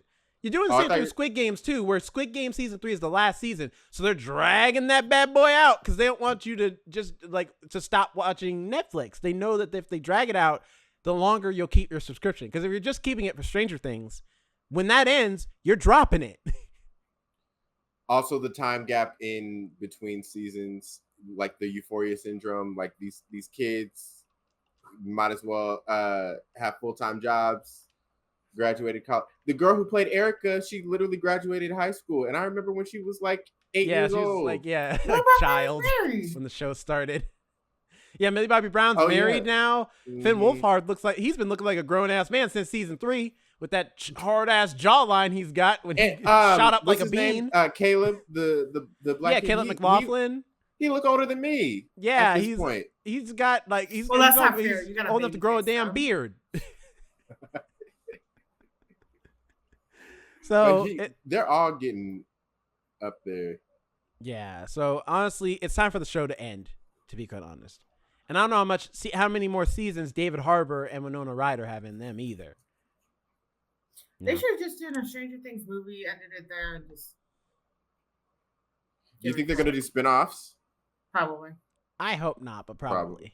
Probably. They're like this. We can't have this. They're gonna ride this till the wheels fall off. This is their premiere show. This show was way more popular than even their premiere shows before it, like Orange is the New Black and House of Cards and all. No show compares to Stranger Things as far as Netflix's like premiere shows goes. The closest is maybe Arcane, and even then, that's because it has a built-in audience from one of the biggest video games of all time. So it's not fair to give that to Netflix as much as it's just you just so happen to make a show based off a property that was already huge. You know what I mean? We also got the season 3 trailer for Squid Game. I mean, it's more Squid Game. It's just the back half of season 2. I feel like, if anything, that comes out June 27th though. Excited for that. Oh. Yeah, it comes out really soon. Yeah. Oh my gosh, that's in like 2 weeks. A few weeks, yeah. Wow. It's coming out real quick. Okay, I'm excited. Wow, I thought I'd have to wait until the end of the year. Okay, wow, cool. Lesser announcement 2 weeks from tomorrow. Yeah, lesser announcement we got that I'm kind of excited for, but I don't know because every time we get a sequel based off a comedy that's like from years later, I'm always like, all right, we'll see how it goes. Happy Gilmore 2's coming, so I'm like, Why? all right. Yeah, exactly. It's very much why are we doing Happy Gilmore 2? But I mean, sure. it doesn't look terrible, but it doesn't look like amazing either. It's like, okay, more Happy Gilmore, I guess. And then the last one, and the one that people are talking about the most from this stream, that I feel like people are more excited for, even more so than Stranger Things 5, because the date announcement for Stranger Things 5 was all the footage from Stranger Things seasons 1 through 4 and a little bit of footage from season 5, was Guillermo del Toro's Frankenstein, which I could not be more excited for. It's gotten me reading. I just picked up from Barnes & Noble, finally reading Frankenstein, the book, because of this trailer. Because we have never read it in school? How have you never read it? Never had to read it. I can see you never. Do you read horror books at all? No, not really. The closest I've ever gotten is I forget which comic it was, but one is like Ghost Rider comics, because they're pretty horrifying depending on which ones you read, dealing with like demons and monsters. But outside of that, not really. So this is my first time reading a Penny Dreadful book, but also B, a literary classic of its kind. And so I'm excited to finish Frankenstein, because I've read like H.G. Wells books, but that's more sci-fi. That's not sci-fi. Like monster. Sci-fi thriller, really. But Guillermo del Toro has really, the man just really loves literature, and he loves monsters and loves creatures. And his Pinocchio is really good. And that was really dedicated to like the book of Pinocchio. And so with Frankenstein, he's like, no, listen, the rest of y'all are used to that pop culture Frankenstein who looks cool, but what I'm doing is the book Frankenstein. We're doing this old school, and it looks fantastic. Oscar Isaac looks great as the character of Victor Frankenstein. We haven't seen Jacob Elordi's character yet. I think he's supposed to play the monster, and so we haven't seen what he looks like yet. But I'm excited for Jacob Elordi as Frankenstein's monster, and it just looks great. The movie just looks great. I can't wait for Guillermo del Toro's Frankenstein. Yeah, watch it. It comes on Netflix, I think, in the fall. I don't know if there's a date yet for it. I think there is. It just says November 2025. Okay. So, yeah. So, also November. So, you could either watch Stranger Things or watch Frankenstein. I feel like Oscar Isaac. Yeah, Frankenstein's the better pick, let's be honest. So, yeah. And then the last thing I have, and this is more for us, because I just thought this would be fun for you guys to know, is that we also got a trailer for easily the greatest movie of 2025 to come out, Dora and the Search for Dora the Explorer and the Search for Sol Dorado. It's coming out. Be on Netflix? It's gonna be on Paramount Plus because it's Nickelodeon property. That's right. But we got a new Dora the Explorer live action movie, y'all, and it looks awesome. Are you trying to suggest us to review this? Well, here's the thing. The disappointing part. Are you part, saying that I would like Dora the Explorer? Is there a reason behind that? we liked Dora and the Lost City of Gold when that came out. We gave that glowing reviews when we did that review back in the day. It was super cute. It was That's crazy. That was one of our first reviews. We were still behind the usher station, yeah. Mm-hmm. The only disappointing thing about this movie is that Isabella Merced did not come back to reprise her role. She's probably doing Last of Us at the time. So she's not Dora this time. This time we have Samantha Lorraine. And we also don't get the star-studded cast of like Michael Pena and Eva Longoria and all them. But we do get Gabriel Iglesias, who's playing Boots this time around. So that's fun. But it looks like another cute Dora movie that's coming to Paramount Plus. I like the first one, so I'm gonna watch this one. It looks cute. So I just wanted to mention that, especially for those of our audience who have kids. Your kids might like it. If they like Dora, new Dora movie coming out. I'm excited for that Barney movie that Io Edebiri is writing and starring in with someone else. I forget who, but yeah, the A24, and it's an A24 movie, Barney movie. So that should be interesting. A24's been like doing pretty well again. Yeah. They've been hitting it. But anyway, that's all the media news. But speaking of parents and their kids, the parenting. Not only that, they're gay kids. That's Happy right. Pride Month, everybody. That's right. Happy Pride. As tradition, we always do a movie to celebrate Pride that deals with LGBTQIA plus themes. And this year it is the parenting.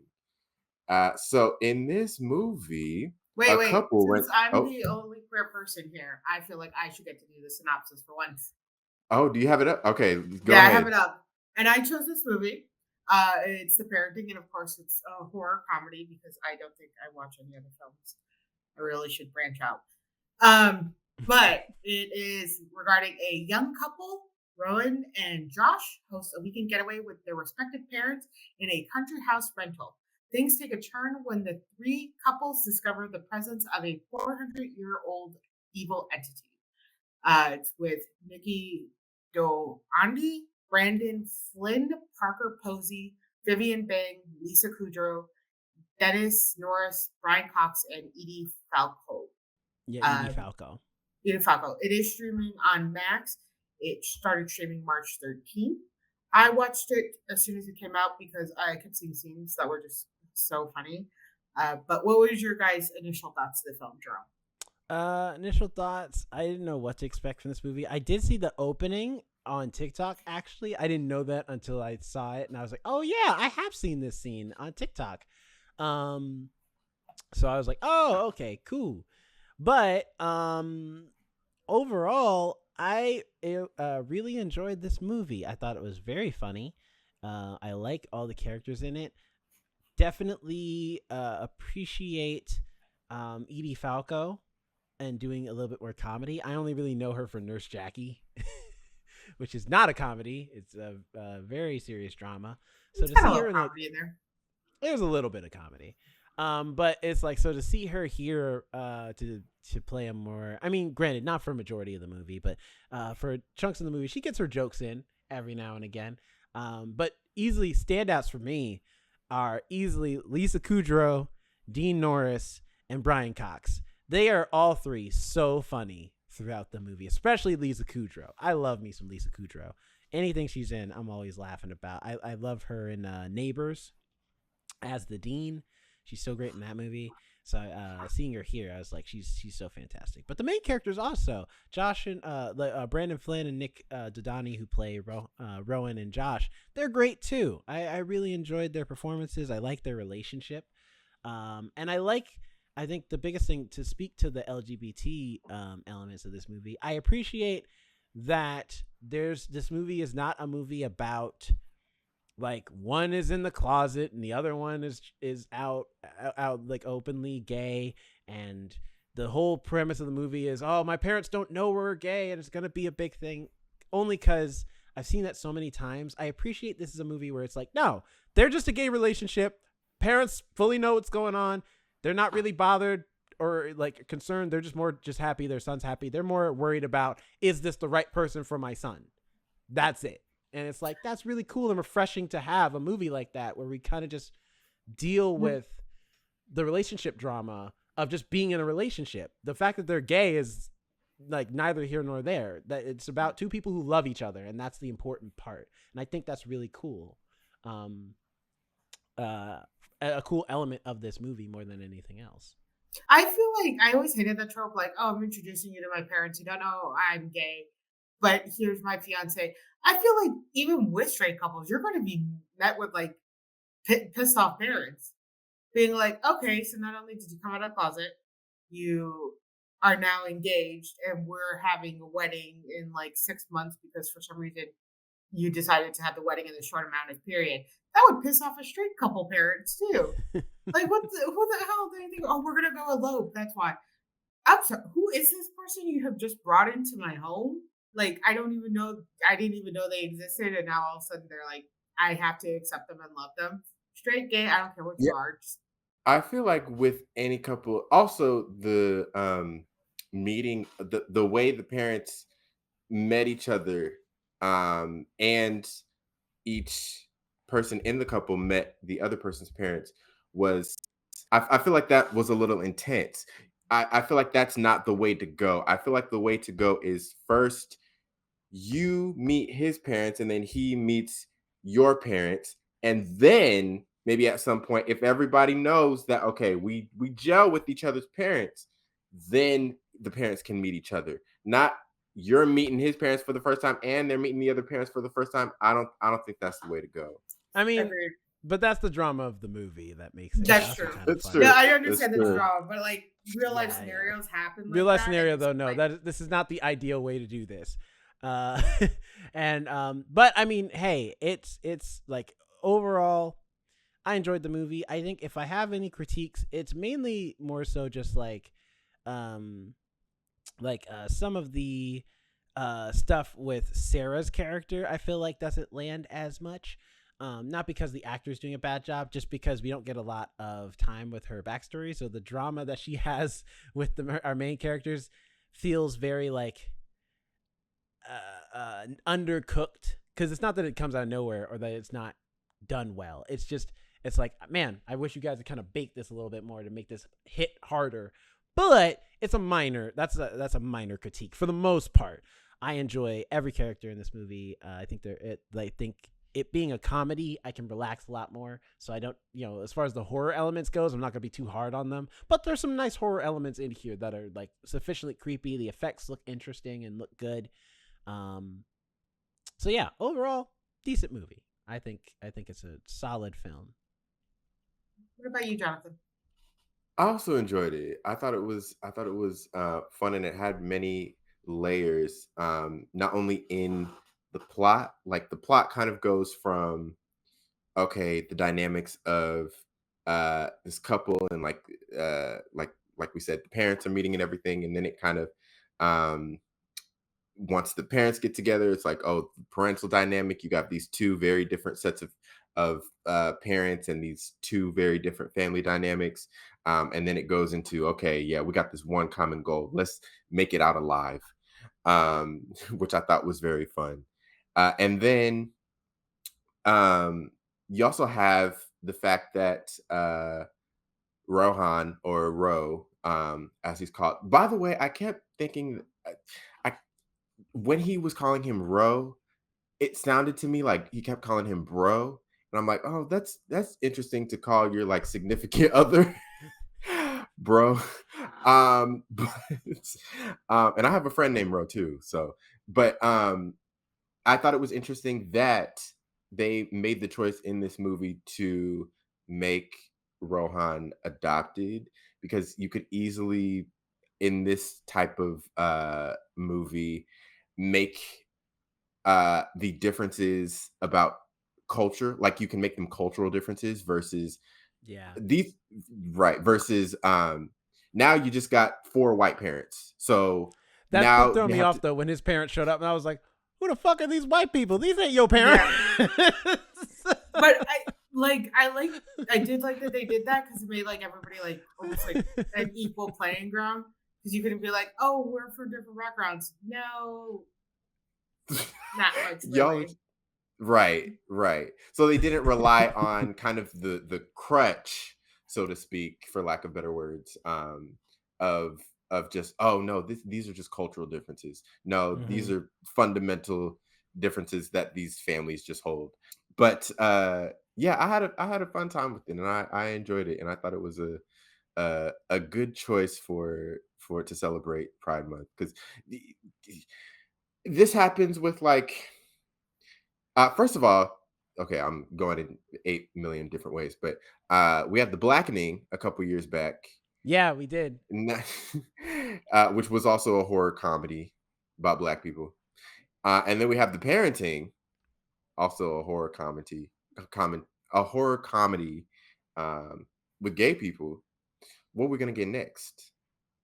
Well, what's funny, I was thinking about that when I was watching the movie. I was like, and I think that's why I'm so light on this movie in regards to like my critiques, because I'm like I feel like The Blackening is my gold standard, because I love that movie so much, of like the perfect horror comedy involving people of a minority group, and I feel like this one also nails it. It lets the jokes fly. Like, it is comedy first, horror second. We're still gonna do the horror elements.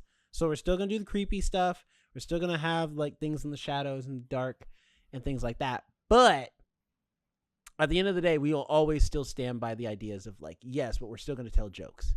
And I think that works. That's why this movie works so well. Why The Blackening worked so well. So I love it. I enjoy it. It's why, like, despite this also being another demon movie, I'm like, nah, I can rock with this one.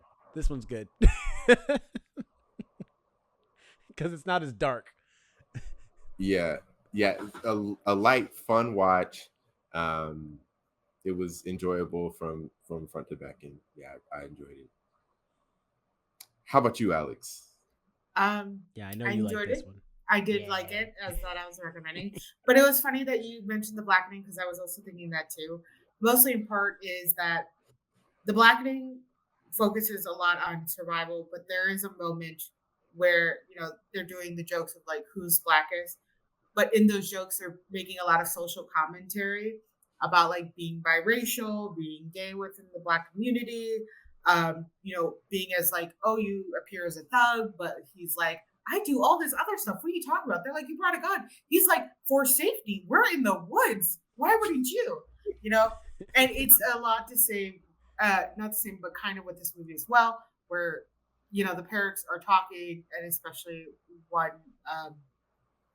Edie Falco's character mentions, like, hey, we're raising a child, a man of color, an Indian man, as well as now he's gay. Like, we're so worried. He's already going to have to face struggles in this world as a person of color. Now he's going to have to face struggles as a gay man. And me and my sister is lesbian, as I've mentioned multiple times because I love her. And, I'm queer.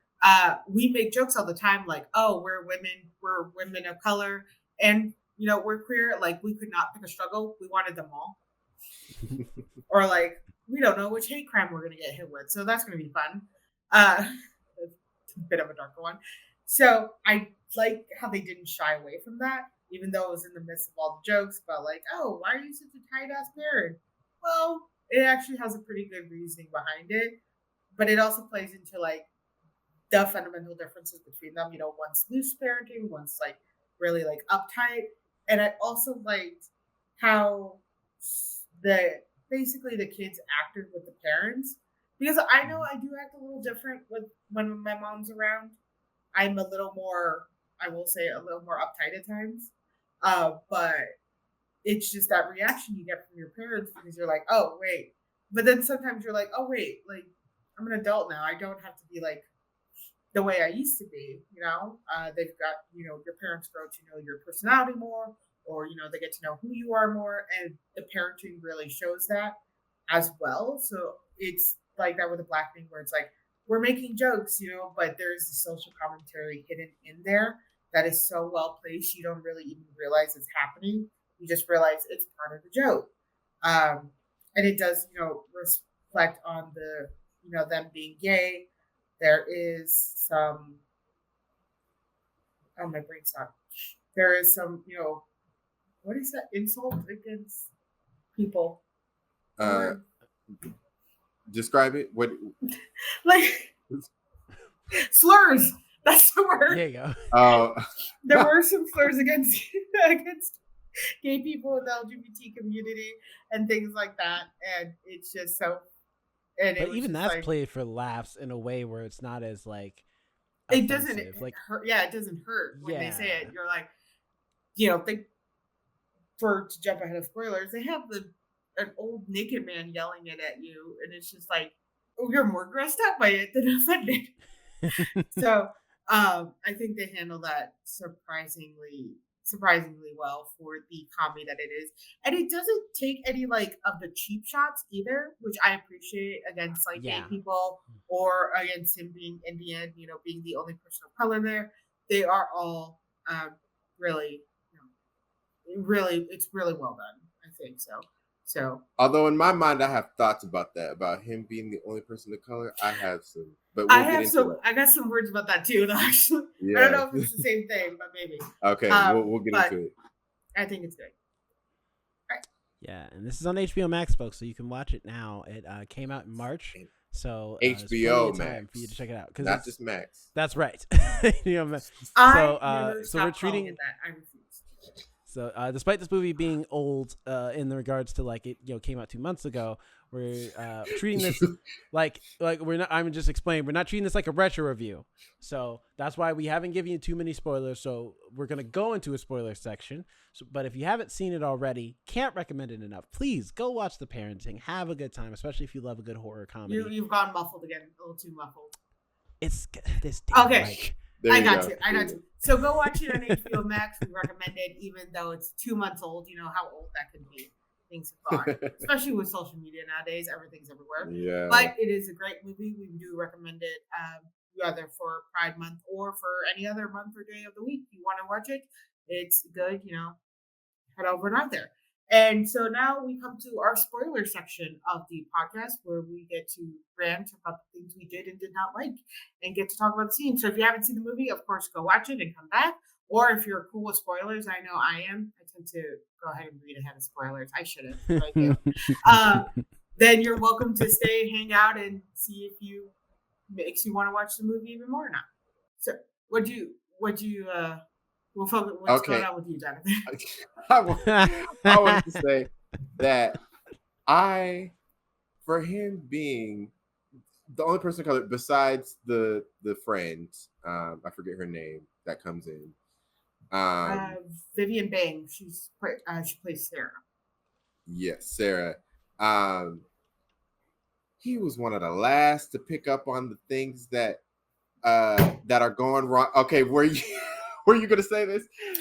Because normally the person of color in the horror movie is the first person to be like, I don't think we should be doing this. Well, here's the no. The first person of color, the person of color who's raised by people of color, is the first to start, because we teach our kids to have their heads on a swivel. White people walk through life being like, nah, it's fine. But you can walk through traffic, cars will stop for you. No, your ancestors are just have that. You have that mentality in your spirit. It's called generational trauma. It is ingrained in us to watch out, to make sure we check out behind it. And I will say this, it's so funny because there is a scene and Brandon Flint's character, Josh, has the proper reaction to what's going on. It's when they're having their argument and Josh is playing his guitar and Rohan's just getting like upset with him. And he tells him basically he doesn't have a career that he has in music or that he wants. And in the midst of this argument, he stops and Rohan sees something in the corner of the room, the dark corner of the room. And Josh is like, what? Say what you want to say. And he's like, there's a woman in the corner of the room. And he's like, there's a what? And Josh looks behind him and he looks in the corner. Instead of going hello or staying there, he screamed and he's like, no, and throws the guitar and then runs. That's one of my favorite. That made me laugh. He's like, no! That was like, funny. oh, That scream no! was great. That scream was great. He had the It was proper so reaction funny. to Which see the in the corner. Did you guys? What were you watching? I was watching it on my tablet. I couldn't even see the woman in the corner. I watched it on my phone, but I saw her because I was like, I saw it on TV. TV. I was like, is that a person? Because ever since Hereditary, I'm now traumatized about people just hiding in the darkness in the corner. Because after that scene in Hereditary where she chased him like she was about to beat him like a black parent. So I was like, didn't I tell you to take that trash out? And she's just darting out that corner. I was like, ever since then, I'm like, I'll be looking at corners in horror movies. I'm like, especially if the screen's wide and you can see the whole room. I'm like, okay, who's in the corners? Who's out here on the walls and ceilings? I will say this really quick. So I live in like the micro studio apartment and everything. My mom lives in a house, a proper 3-bedroom house. I am a little scared. You can hear like that. Last night was fine because my parents were still here, but like now I'm kind of like, it's kind of dark. That's why I don't. Yep. That's why I don't care, and I won't say if, when, I become a millionaire and have lots of money. There will be a limit to the size of my house, because if I am at home alone, I don't want to be in corner A and someone is in corner 300 all the way over here, and I'm just chilling listening to music. Know, and I have no idea. You just hear some sounds and you just like, hey, you better hope I don't come down there, because if I do, I'm gonna be there.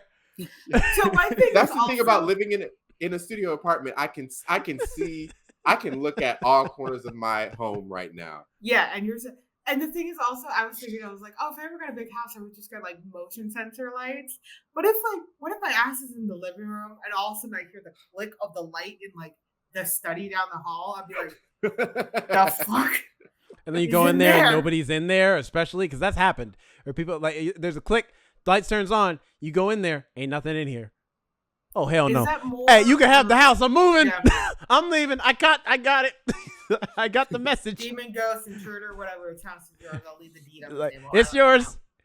You got it. Hey, do you? Just leave. Not coming back. Mm-mm. I gave him a pass on that because I'm like, well, first of all, also, and I hate to say it like this, but it's true. I'm sorry, but Josh gonna have to be the man of the relationship because, god damn it, like Josh is about to get taken by this ghost. As far as he knows, he's gonna get taken by this ghost. Meanwhile, Rohan, like in the back, I'm like, come help me, I'm helping, bitch. You are standing across the room from me, not moving. Help me! I am about to get possibly possessed. At best, at worst, eaten. Help me! So, like, I couldn't stand Rohan, and it was just because he kept defaulting to his parents, and I get why. I mean, that's how Edie Falco, Edie Falco, yes. Edie Falco's character Sharon had him under her thumb, as well as like her husband, Cliff, played by Dean Norris, doesn't say anything until he gets possessed and starts spewing off slurs.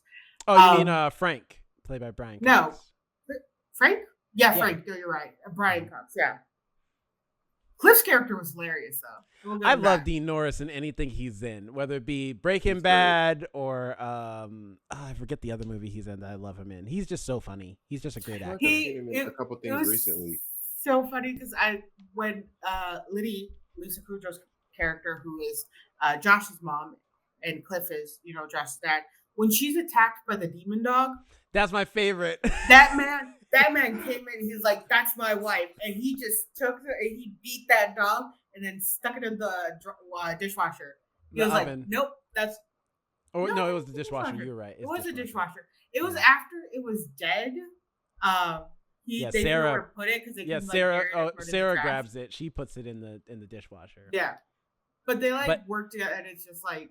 Yeah, he's like, he did not hesitate. He was like, "That's my wife. I'm gonna protect her." He saved his wife, man. He's serious about his wife, and I liked Cliff. He was easily my favorite character of the whole movie. Yeah, because he just felt like that dad who's like, he's not always observant. He doesn't always read the room, so sometimes he just talks a little too much, but in a fun way. And then he's a nice guy, cool dude. He's very supportive of his son.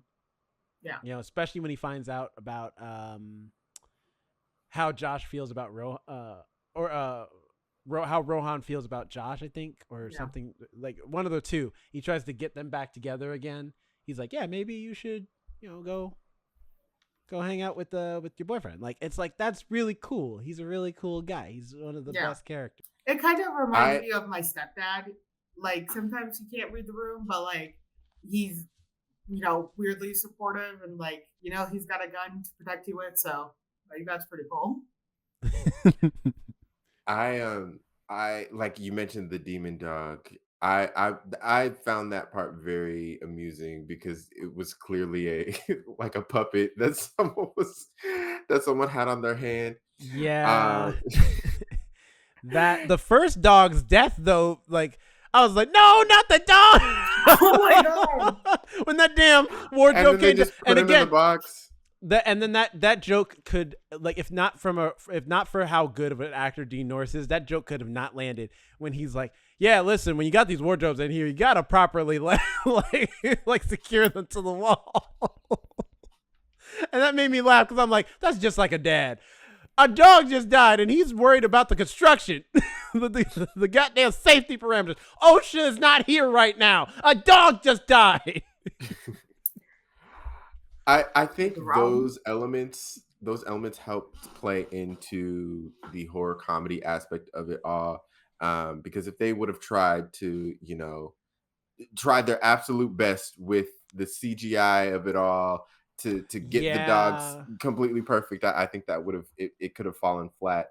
But while I was watching this movie, I just kept thinking that this movie kind of it feels kind of like I'm watching a play, in the Yeah. sense that it was kind of like it was kind of paced like a play, and with the setting of it all too. I could see it. I could see this movie on stage. I could see this movie as a play. A Um, horror comedy play of this would be actually very fun. I would right. really dig it. It's also the way they focus in their settings. They stayed tight in the locations they were. Would this be considered a bottle film because it stayed in one location, or Well, they did go no? to Liddy's house. But it was on the So, property. I mean, yeah, but it's a separate location. That's fair. Cuz like it's the house that's like next door. But I mean, overall, I think it's like close enough to a bottle film. That it all takes place at the same house. Uh yeah. Yeah, I would say so.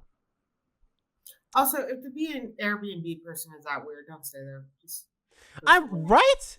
When she If showed, she, especially with that long braid, the braid alone would have made me go, "Nah, something ain't right with her. She wearing a wig Let's on was top it of a like wig. let's We need to let's leave." Yeah. contact customer support. Yeah, We was me and Jerome cut was the customer support. let's get us our refund. Me and Jerome were talking beforehand about the number of like horror movies that take place in Airbnbs. This you got Barbarian. Barbarian, you have The Rental, Yeah, and I'm sure Barbarian there's a couple especially more. because I'm like the dude who owns the place even is a creep anyway. So realistically, you shouldn't have stayed there. this is fantastic because I am planning to stay in an Airbnb next weekend. Um, so I'm super excited, and I'm staying with like 6 other people. But here's the thing: I love Yasi. Yasi's great, but my God, you can't just tell her, "Hey, run." She's got to be like, "But why? Why do I have to run?" Just run, Yasi. If I'm telling you to book it, like with my sister, I could just take off running. She sees me running, she runs, right? No questions asked. Or I say, let's go, she goes. And vice versa. You tell me to go, I'm like, all right, we out. With her, she needs an explanation before she starts running. And I'm like, I will like push you if I have to through the whole building if I gotta get out of here. So that's like, I'm like, Oh, if a demon happens in this house, I mhm. gotta explain the demons to her. Also, did you see that movie on Netflix / read the book, Leave the World Behind, with Yes, Mahershala Ali and Julia Roberts? that's No. another Airbnb horror Also, story. an Airbnb. It was. I think I didn't want to see it because it looked just like another I mean, post-apocalyptic the film movie to wasn't me. great. But I mean, I hear the book's great, but I read I the don't. book. The book is great. But the movie itself was kind of lackluster, in my opinion. Yeah. With what they were trying to do, like what the themes were supposed to be. Um, although But oh, go ahead. sorry, I'll just say this real quick. If I were Airbnb, I'd get with the movie studio quick and produce like some fantastical romantic comedy movie that takes place in the Airbnb so I could get rid of all this negative publicity. there's also horror movie Sick, that was filmed in or that was in an Airbnb. It was regarding COVID 2020, and then before that, Superhost, which was on Shutter, which another couple was going to an Airbnb, and of course they had like a weird host. Because Airbnb is a weird concept. I've never been You're about like it, even when it staying in somebody's house. Yeah, the idea of staying in someone's house and they're not there. That's weird to me. I like it's one thing for them to rent a room or something and they're there, or they're like, yeah, you can stay a few days, like, whatever. It's another thing for them to be like, yeah, just stay in my house unsupervised for a long period of time. I'll see you when you get back. Like, no, that's weird. I don't. But for some people, but it's smart. I mean, some people turn it into a business and they buy a house specifically for Right. Airbnb, and that's a little different. But my thing is, I'm like, but most people use their own personal living spaces, And I'm like, this is weird. And it feels like this is, and that's why most horror movies use this concept, because it's rife for horror. What if you have bodies in your basement and you're like, yeah, stay in my Airbnb? Little do you know, the bodies are going to come back up from the basement and devour your souls. Like, you know what I mean? With that guy from Shameless and the bear. William H. Macy. That's the actor's name, but I think so. There was another one. You watched it, John. Oh, you're talking about Jeremy Allen White. That one. Oh, him. Yes. Right, he's not in the bear. I'm sorry. He was also in a horror movie / thriller where he stayed in an Airbnb and they found cameras in the shower. So, yeah. I've never liked the idea of Airbnb. I'm just like, just go to a hotel. When I went to, the last 2 years when I went to Coachella, me and the group I went to, we stayed in an Airbnb, and that's because it's the most one affordable option versus a hotel, because they spiked the hotel prices. Oh no! Around. Listen, I'm not saying it's not affordable. I'm just saying it's creepy. And we did when I was a groomsman for one of my friends' weddings. We stayed all of us as the groomsmen stayed in an Airbnb because they had plenty of room, and the lady whose house we stayed in, she had a lot of kids, so she had bunk beds, and so there was plenty of beds for everybody, and then 2 separate rooms that were for the groom and the best man. So it's we had plenty of sleeping space, but still. I'm even then it's we had a bunch of rules in regards to what stuff in the fridge we couldn't use, because the fridge is fully stocked with food, but it's her food, her and her husband's and her kids' food. And so she was she had rules about certain food items. That's weird. That's what I'm saying. It don't make sense. I don't understand. I don't understand who came up with this idea. Turned it into a business. The only Airbnbs I've stayed in are Airbnbs that are specifically rented out as Airbnbs. The person doesn't live in it. They have little signs and everything that are hey, here's where you put the lawn. They have little things like that. It's kind of like a hotel. But yeah. It's specifically also with this movie, yes, she's wearing a wig on top of a wig. That should just mean something. But also, she's the weird rules she has, and the fact that she kept pointing out, "Are you guys together? Oh, you're gay? That's wonderful. That's great."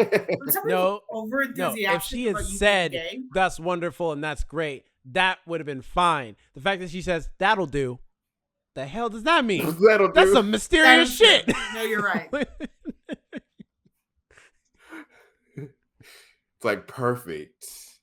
That's fine. Yeah, the only way it could have been more weird is if she had said it while wringing her hands together, excellent. Which reminds me of my favorite Mad TV cartoon, or Mad cartoon. They did a sketch that was it was a cartoon series on Cartoon Network, and they did a sketch called Villain Hand Sanitizer. Because the joke is villains are always rubbing their hands together, and so it's why? Because they have hand sanitizer. They're just rubbing it in to purify their hands. Yes, my evil plan is going according to all of my plans. Yeah. And then they go, yes, my evil plans. Yeah, it's just ooh, is that cucumber and lemon? Fantastic. Yes, this is the perfect. You should have plenty of lotion. You're yes, that could dry out your hands. Right, yeah, your hands would be dried. You just henchman number 3, bring me the Jergens, cocoa butter. Yeah. And then that's when they do it again. Yeah, exactly. Then, when the hero shows up, it's I'm going to stop you, doctor. Oh my gosh, it smells great in here. Yes, it's the cocoa butter, right? You smell it, right? Yeah, it's fantastic. Do you want some? I can pass it along. I mean, I know we're doing a whole thing, but stay hydrated. Skincare is next to godliness, is what I say. I don't know how to go from that to the other. Well, I'll go. What did you think about Sarah, her character? I thought I didn't like her at all. Yeah, she was the one character. I got her a little bit where she was coming from, but like also, you're crazy. That's why I say that her storyline is kind of underbaked, and it's not anyone's fault. It's just that she doesn't have a lot of time in the movie compared to the other characters. Because this movie is also very tight. It's very quick. This is not waste your time. It's an hour and 34 minutes. So they utilize their time very well. But with Sarah's character in particular, there's like a whole thing where like Rohan doesn't really like her like that. Like he likes her as a friend, but he also is like, as your friend though, I recognize you tripping. Like I have friends like that. I know exactly what he means. Yeah, she ruined the engagement, and then and then she just invites herself. All Josh said was like, "Help! You could have texted help. I didn't say come over here." And so she invites herself onto their parent meet and greet. She also is very unaware of other people's boundaries. Because when she's like, why did your mom hate me? It's because when you met her, you said, what's up, whore? And she's like, yeah, that's nice. That's being nice. It's like, no. Some people, like, yeah, there are some women who you could say that to, and they'd be like, bitch, you tripping. Like, you know what I mean? Like, something like that. That's how they play around. Not everybody's like that. In fact, a lot of people are not like that. And if you are like that, you don't say that to somebody's parent. Someone you just met on top of that. But yeah, somebody you just met. But also, a parent. Like a parent, like, yeah, there's like shit I will, like, I've met your guys' parents. I would never go up to be like, hey, bitches. Exactly. Although I've never met Jerome's mom. And yeah, you never met my mom. You met my dad. I want to meet your mom. I feel like I talked to her on the phone. No, we talked to when she was. We talked to her. Wait, was that both of us, or was it just me that was with you, Jerome? I would be more upset if it was just you. Why have I never met your mom, Jerome? I don't remember this event that when you guys were in LA, you called her at one point and you put her on speaker.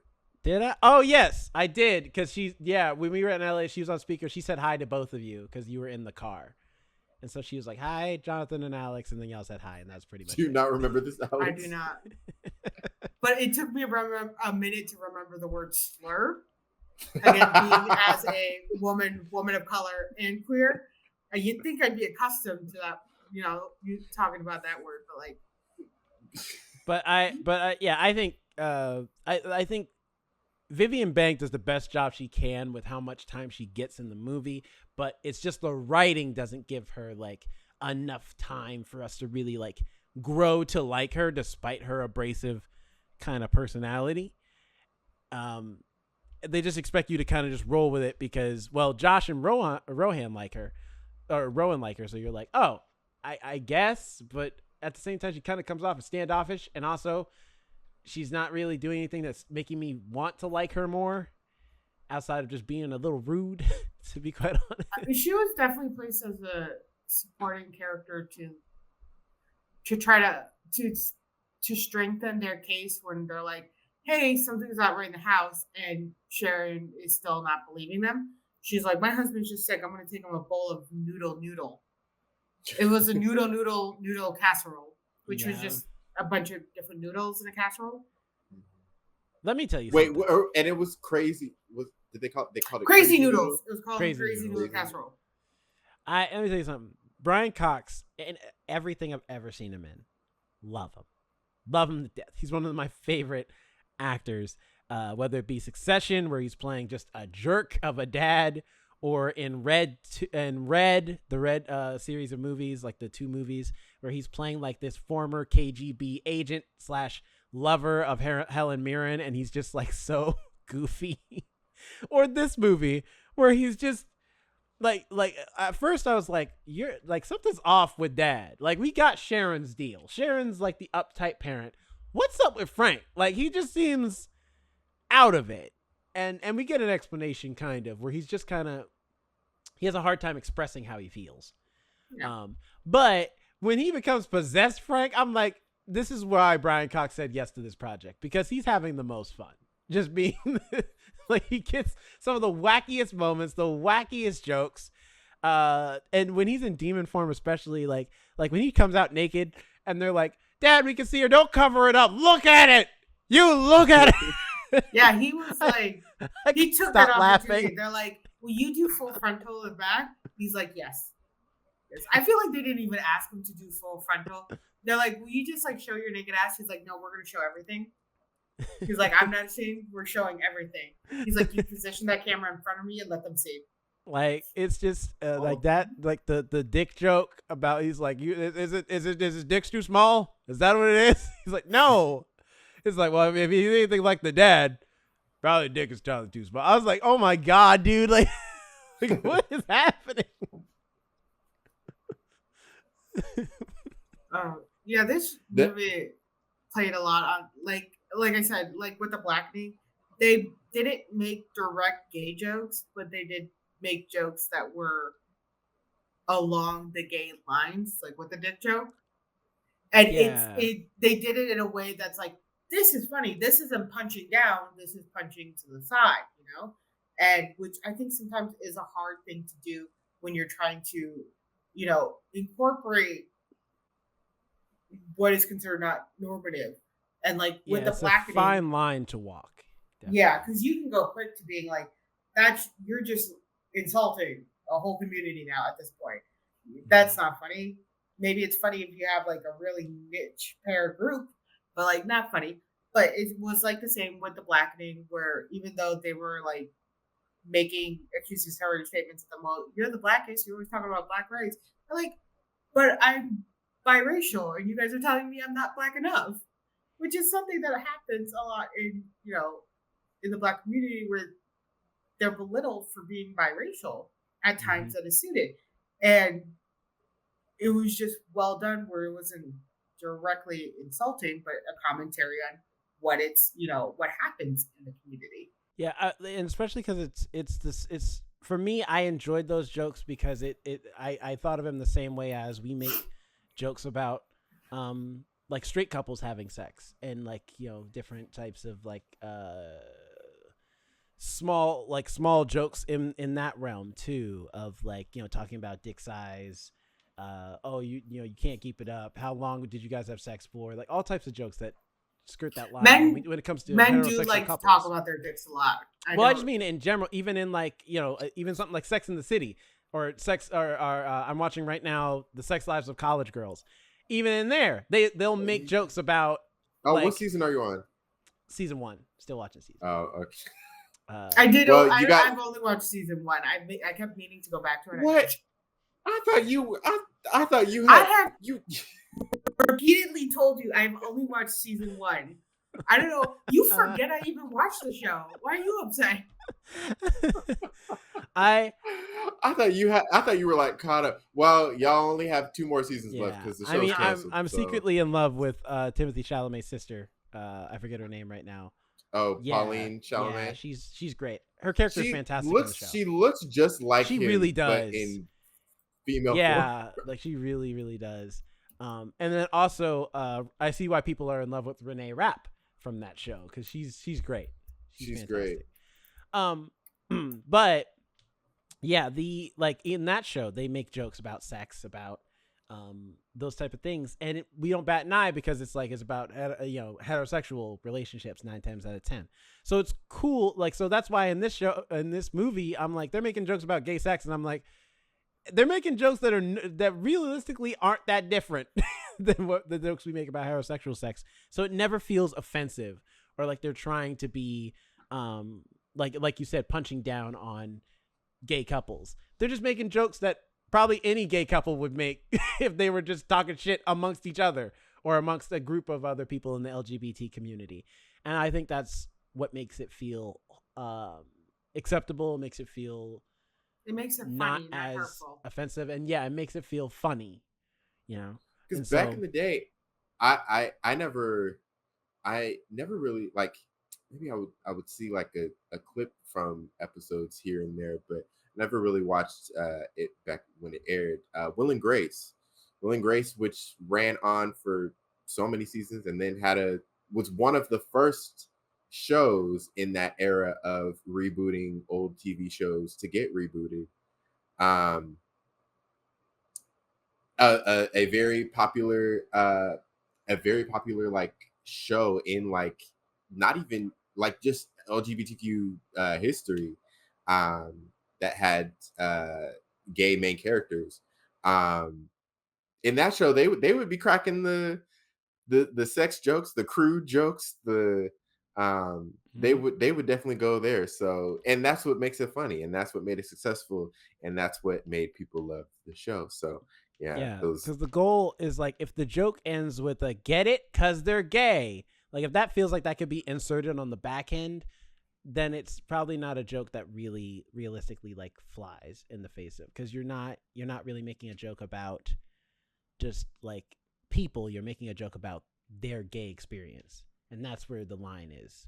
And another thing I appreciate with this movie that I often see when they do with, especially gay men, they make one very flamboyant as a way to indicate, oh, this is the woman of the relationship, but neither was uh, overly flamboyant, or neither was like more girlish than the other one. Mm-hmm. They both were on the same level of like, we're gay men. That's it. They're They just regular dudes. Yeah, they didn't try to be like, oh, this one's definitely a top, this one's definitely a bottom, or make those jokes about being a top or a bottom, Mm-hmm. corresponding with, oh, this one's definitely, if you're a top, you're the man. No, doesn't work like that. You're just, two people having sex. What goes on in your bedroom, none of my business. Unless it's a really good movie. Then, of course, I can. Well, it's like even with those movies, like we a few years back for Pride, we did Tu Wong Fu, right? And those characters are a lot more flamboyant, Yeah. but it's done in a way that feels respectful to not only drag culture but also to people that are like those characters and are a little bit more flamboyant within their gay identity. And it's like that's fine too. It just depends on how you tell the story. It's not about what you say, it's how you say it. Yeah. I'm not now that I think about it, the last few years we've been alternating lesbian movie, gay man movie, lesbian movie, gay man movie. Because last year, didn't we do Bottoms last year? We We did, did. yes. And then the year before that, Tu Wong Fu. Yeah. Mhm. The year before that, I don't remember. I don't remember either. Same. That's the don't remember. But if the years pass from the past few years, if it trends that way, next year we're doing a lesbian movie. The only one I feel like might not be on the list only because it's a long ass movie, and also I feel like I don't know. Dallas Buyers Club. No. Blue is the I warmest don't color. know what. Although Dallas Buyers Club might be on that list of like movies that maybe we just won't do. But I was If gonna it's say I've long, seen that I movie can't do before. it. I was gonna say Yeah, Blue is the and warmest it's color because that depressing. movie is long. I didn't Well, like Dallas Blue Buyers as the Club is warmest color. depressing. Also, yeah, Blue is the warmest color is a little depressing. Both movies are Both of depressing. those are. Yeah. Both are depressing. But I didn't like. People really raved about Blue's warmest color, and I was just like, I mean, I think it's a great movie, but I think it's adequate. I don't think it's like on the level of people who've been like it's legendary. I'm like it's good. It's a good drama. I like the story. I like the characters. But yeah, I don't know if it's like legendary status for me personally. It is one of my like the movies that I do like from an international film more than others. But yeah. But yeah. So The Parenting. Have you watched it? Have you not? Comment below. Tell us what you think. Are you now more interested in watching it? Or, do you want to show it to some people? Are you watching that in honor of Pride Month? Doing like a movie marathon of Pride movies? Comment below. We want to know. Tell us about it here on the YouTube channel on The First Ones to Die. Or email us if you're not on YouTube at thefirstones2die@gmail.com. We'd love to hear what you have to say on the conversation. But before we go, grades on the movie, actually. I forgot we haven't given our grades yet. We'll start with you, Alex, since this is your movie pick. What do you think about The Parenting? What's your grade for this movie? I give this movie a solid B. It's funny. It knows it's being funny. It's not something that needs to be like over the top or anything. And I think everybody's reaction to the ghost in the house is a almost realistic reaction, especially that one scene, man. No. That was hilarious. Reacts and he runs away. Yeah, it's perfect. And then we made jokes about being Rohan, being a person of color. He should have some instinct to get away from the house. But his reaction is still like valid, being like, I am going to help you. You're running away. I'm going to help you somehow. because your fight or flight kicks in. But it's a solid movie. I do agree that they could have done better with the character, um, Sarah's character, Vivica Banks' character. They could have given a little more background. She just seems like that friend, oh, she's our best friend. Although we don't know why she's our best friend because she's not reliable. She's like, we're gonna watch a dog. We don't own a dog. Stuff like that. I think they could have done a little more. I think they did do well with the ghosts and the demons, and we didn't go too much into that, but I think you should watch it so it's better explained. Yeah, those practical effects look solid. Yeah, those are actually pretty decent, even with the puppet dog. I think HBO Max is actually hitting it pretty well on the mark with the movies it's been producing lately. I think it's doing what Netflix used to do with their movies before Netflix decided to do. I don't know what the fuck they're doing now. Whatever. Right now, they're just doing whatever they think will be popular, regardless of if it's good or not. They're just like, we're just making product. What they're doing is trying to not necessarily make good movies, but dominate the time frames. They're like, oh, these are the peak. We're going to have more people, watching this month than actually making in quality stuff. But HBO Max has really been putting out some quality movies that I have been watching lately. And like, I can say they're actually done surprisingly well. And I think they showed that with parenting, where they didn't punch down at anything with their jokes. They had really simple characters, or not simple characters. They had a really simple story plot line that was great to follow. And Brian, Cox, you really see everything of him. So if that's something that also interests you, it did not for me. But if you're into that, that's also something for you. And some other queer movies that I wanted to just give out to is a Nice Indian Boy is also a great, I wanted to see that. Oh, it's so funny. It is heartfelt. It is nice. And it does play into the plot of like, even though I'm not a fan of this trope of like, oh yeah, by the way, I'm gay and here's my fiance. They do touch on that really well because the parents try so hard to be understanding and he's getting so frustrated with them. They're like, what do you expect of us? We're trying, but you're not allowing us to try in a way. So Nice Indian Boy. And technically not a queer movie, but there is a queer moment or a gay moment, however you like to put it, in Clowns in a Cornfield. Just putting that in there. It is a fun horror film.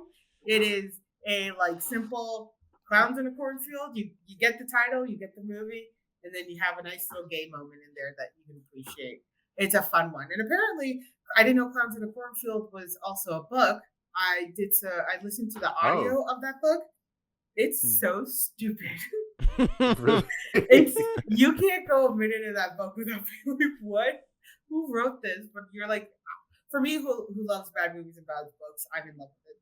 So, but definitely, I'd suggest checking out this too, especially a Nice Indian Boy. But yeah, the parenting definitely a solid B. If you just want to have some fun and enjoy a nice little horror film, I definitely recommend that above all.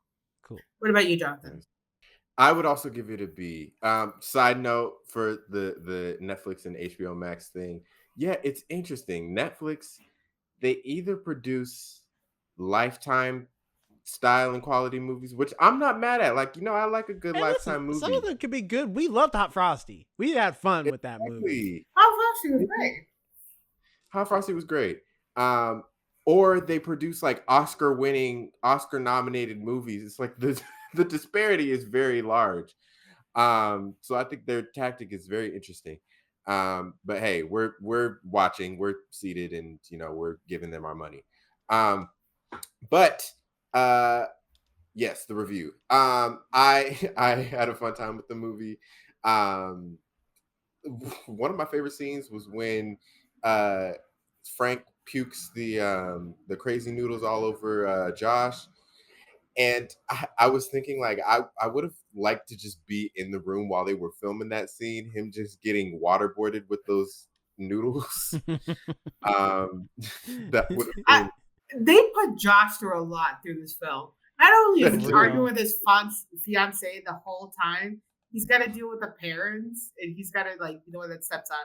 Then he gets knifed, and then he gets, scratched, and then gets assaulted by a naked Brian Cox. Gets insulted constantly by Brian Cox, like throughout the and like movie. looked down by the character. And even though he's like the first one that's like, we gotta go, in the middle of the movie when they're finally ready to leave, he can't be the one to be like, I told you so. He's like, no, we really do gotta go, so let's go.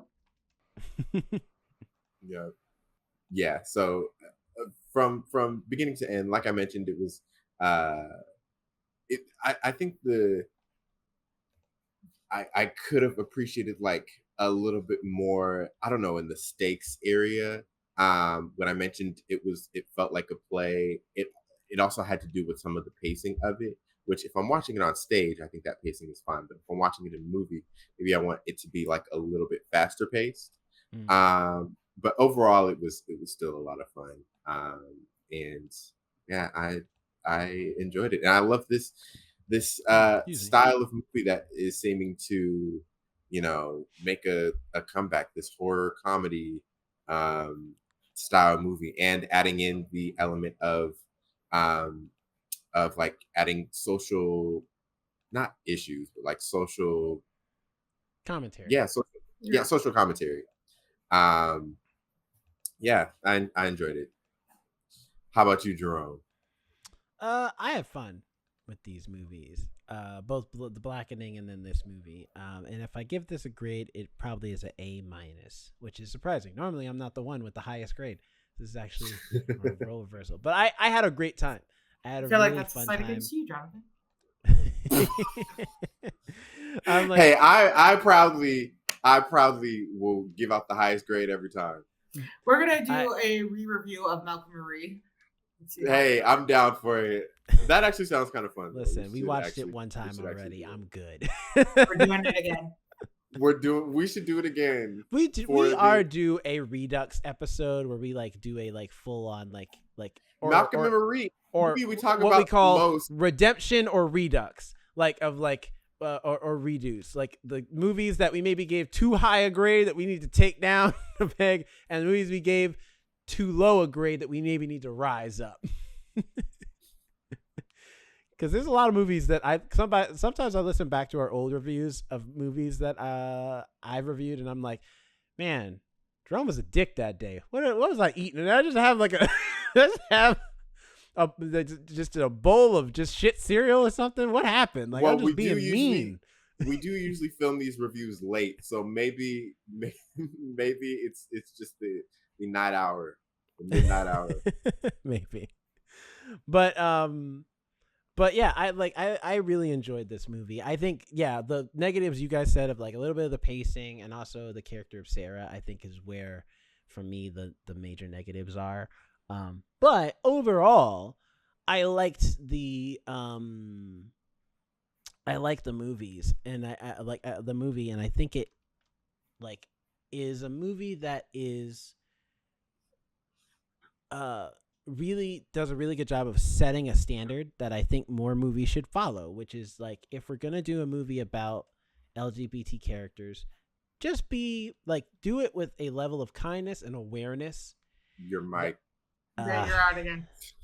I'm gonna swap them back after this. There you go. You do it with a level of like kindness and awareness that makes people realize like, hey, we're telling a story about LGBT characters, but the most interesting thing about them is not that they are gay or bi or excuse me. Bless you. Bless you. Trans, whatever. The most interesting thing about them is that they are an interesting person in general. And the fact that they are a part of those communities, or they are gay, or they are bi, or they are trans, or whatever, is an extra thing that is why they're interesting, not the thing that makes them interesting. And I think that's the best thing this movie does, is that, like, yes, they are two gay men, but one is also a failing musician, but also like has a supportive partner, and also can be tough when he needs to, and works out and does all these things. Like there's so much to Josh, there's so much to Rowan as characters, as people, before we even touch on and also they're gay. Like, and that's great. I think that more movies should be doing that. More movies are doing that. I haven't watched Queer, but I heard Queer was actually very good with Daniel Craig in it, and so it's like more movies that really show the people of the LGBT community for who they are as just people, just like you and me. The only difference is who they're attracted to, and that's fine. And that's that. Shoot. I was gonna say, I didn't provide a quote that we could put on a t-shirt for Pride Month this year. Is that really your job, though? I mean, it's just coincidentally been happening every time. well, hey, we still got 3 more weeks of Pride Month. So the straight man's quotes for Pride merch. No, that could be a whole book right there. Straight man's quote book for Pride Month. There you go.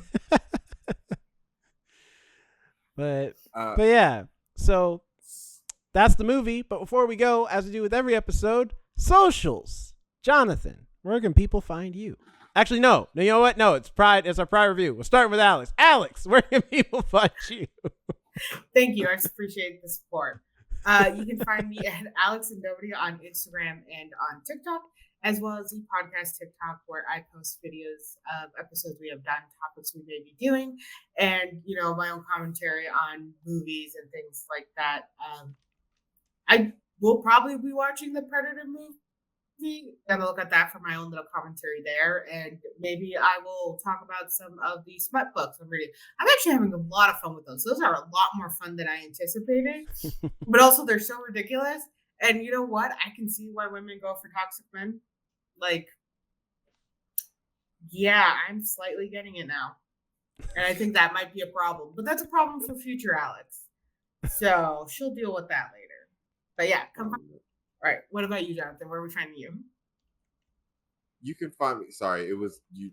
Yeah, you kind of cut out a few times, like in the middle of your the last few sentences you said. Hey, at least we're at the end. We're at the end. We made it this far. You can find me at Jonathan Keys, Twitter, Instagram, wherever you please. You can follow us at The First Ones to Die everywhere. You can email us, thefirstones2die@gmail.com.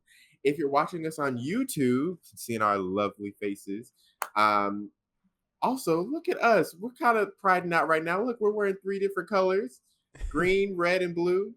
Look at that. We're more like primary colors going on, so we're just a yellow shirt. If you're watching us on YouTube, please give us a like and subscribe. Give us a comment down below. And if you are listening to us on your favorite podcatcher, which I now know is the term for like the podcast listening platform that you listen to. Interesting. Then give us a 5-star rating and a review. It would help us out immensely, and we would greatly appreciate it. Jerome, where can people find you? You can find me at Not Jerome Rhett on Instagram, although I may be changing that name soon. I don't know. I'll let you know. Oh.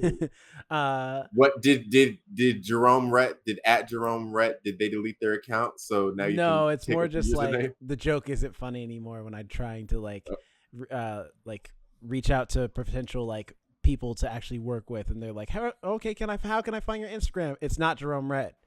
You know what? Now I realize I should probably have a professional business Instagram.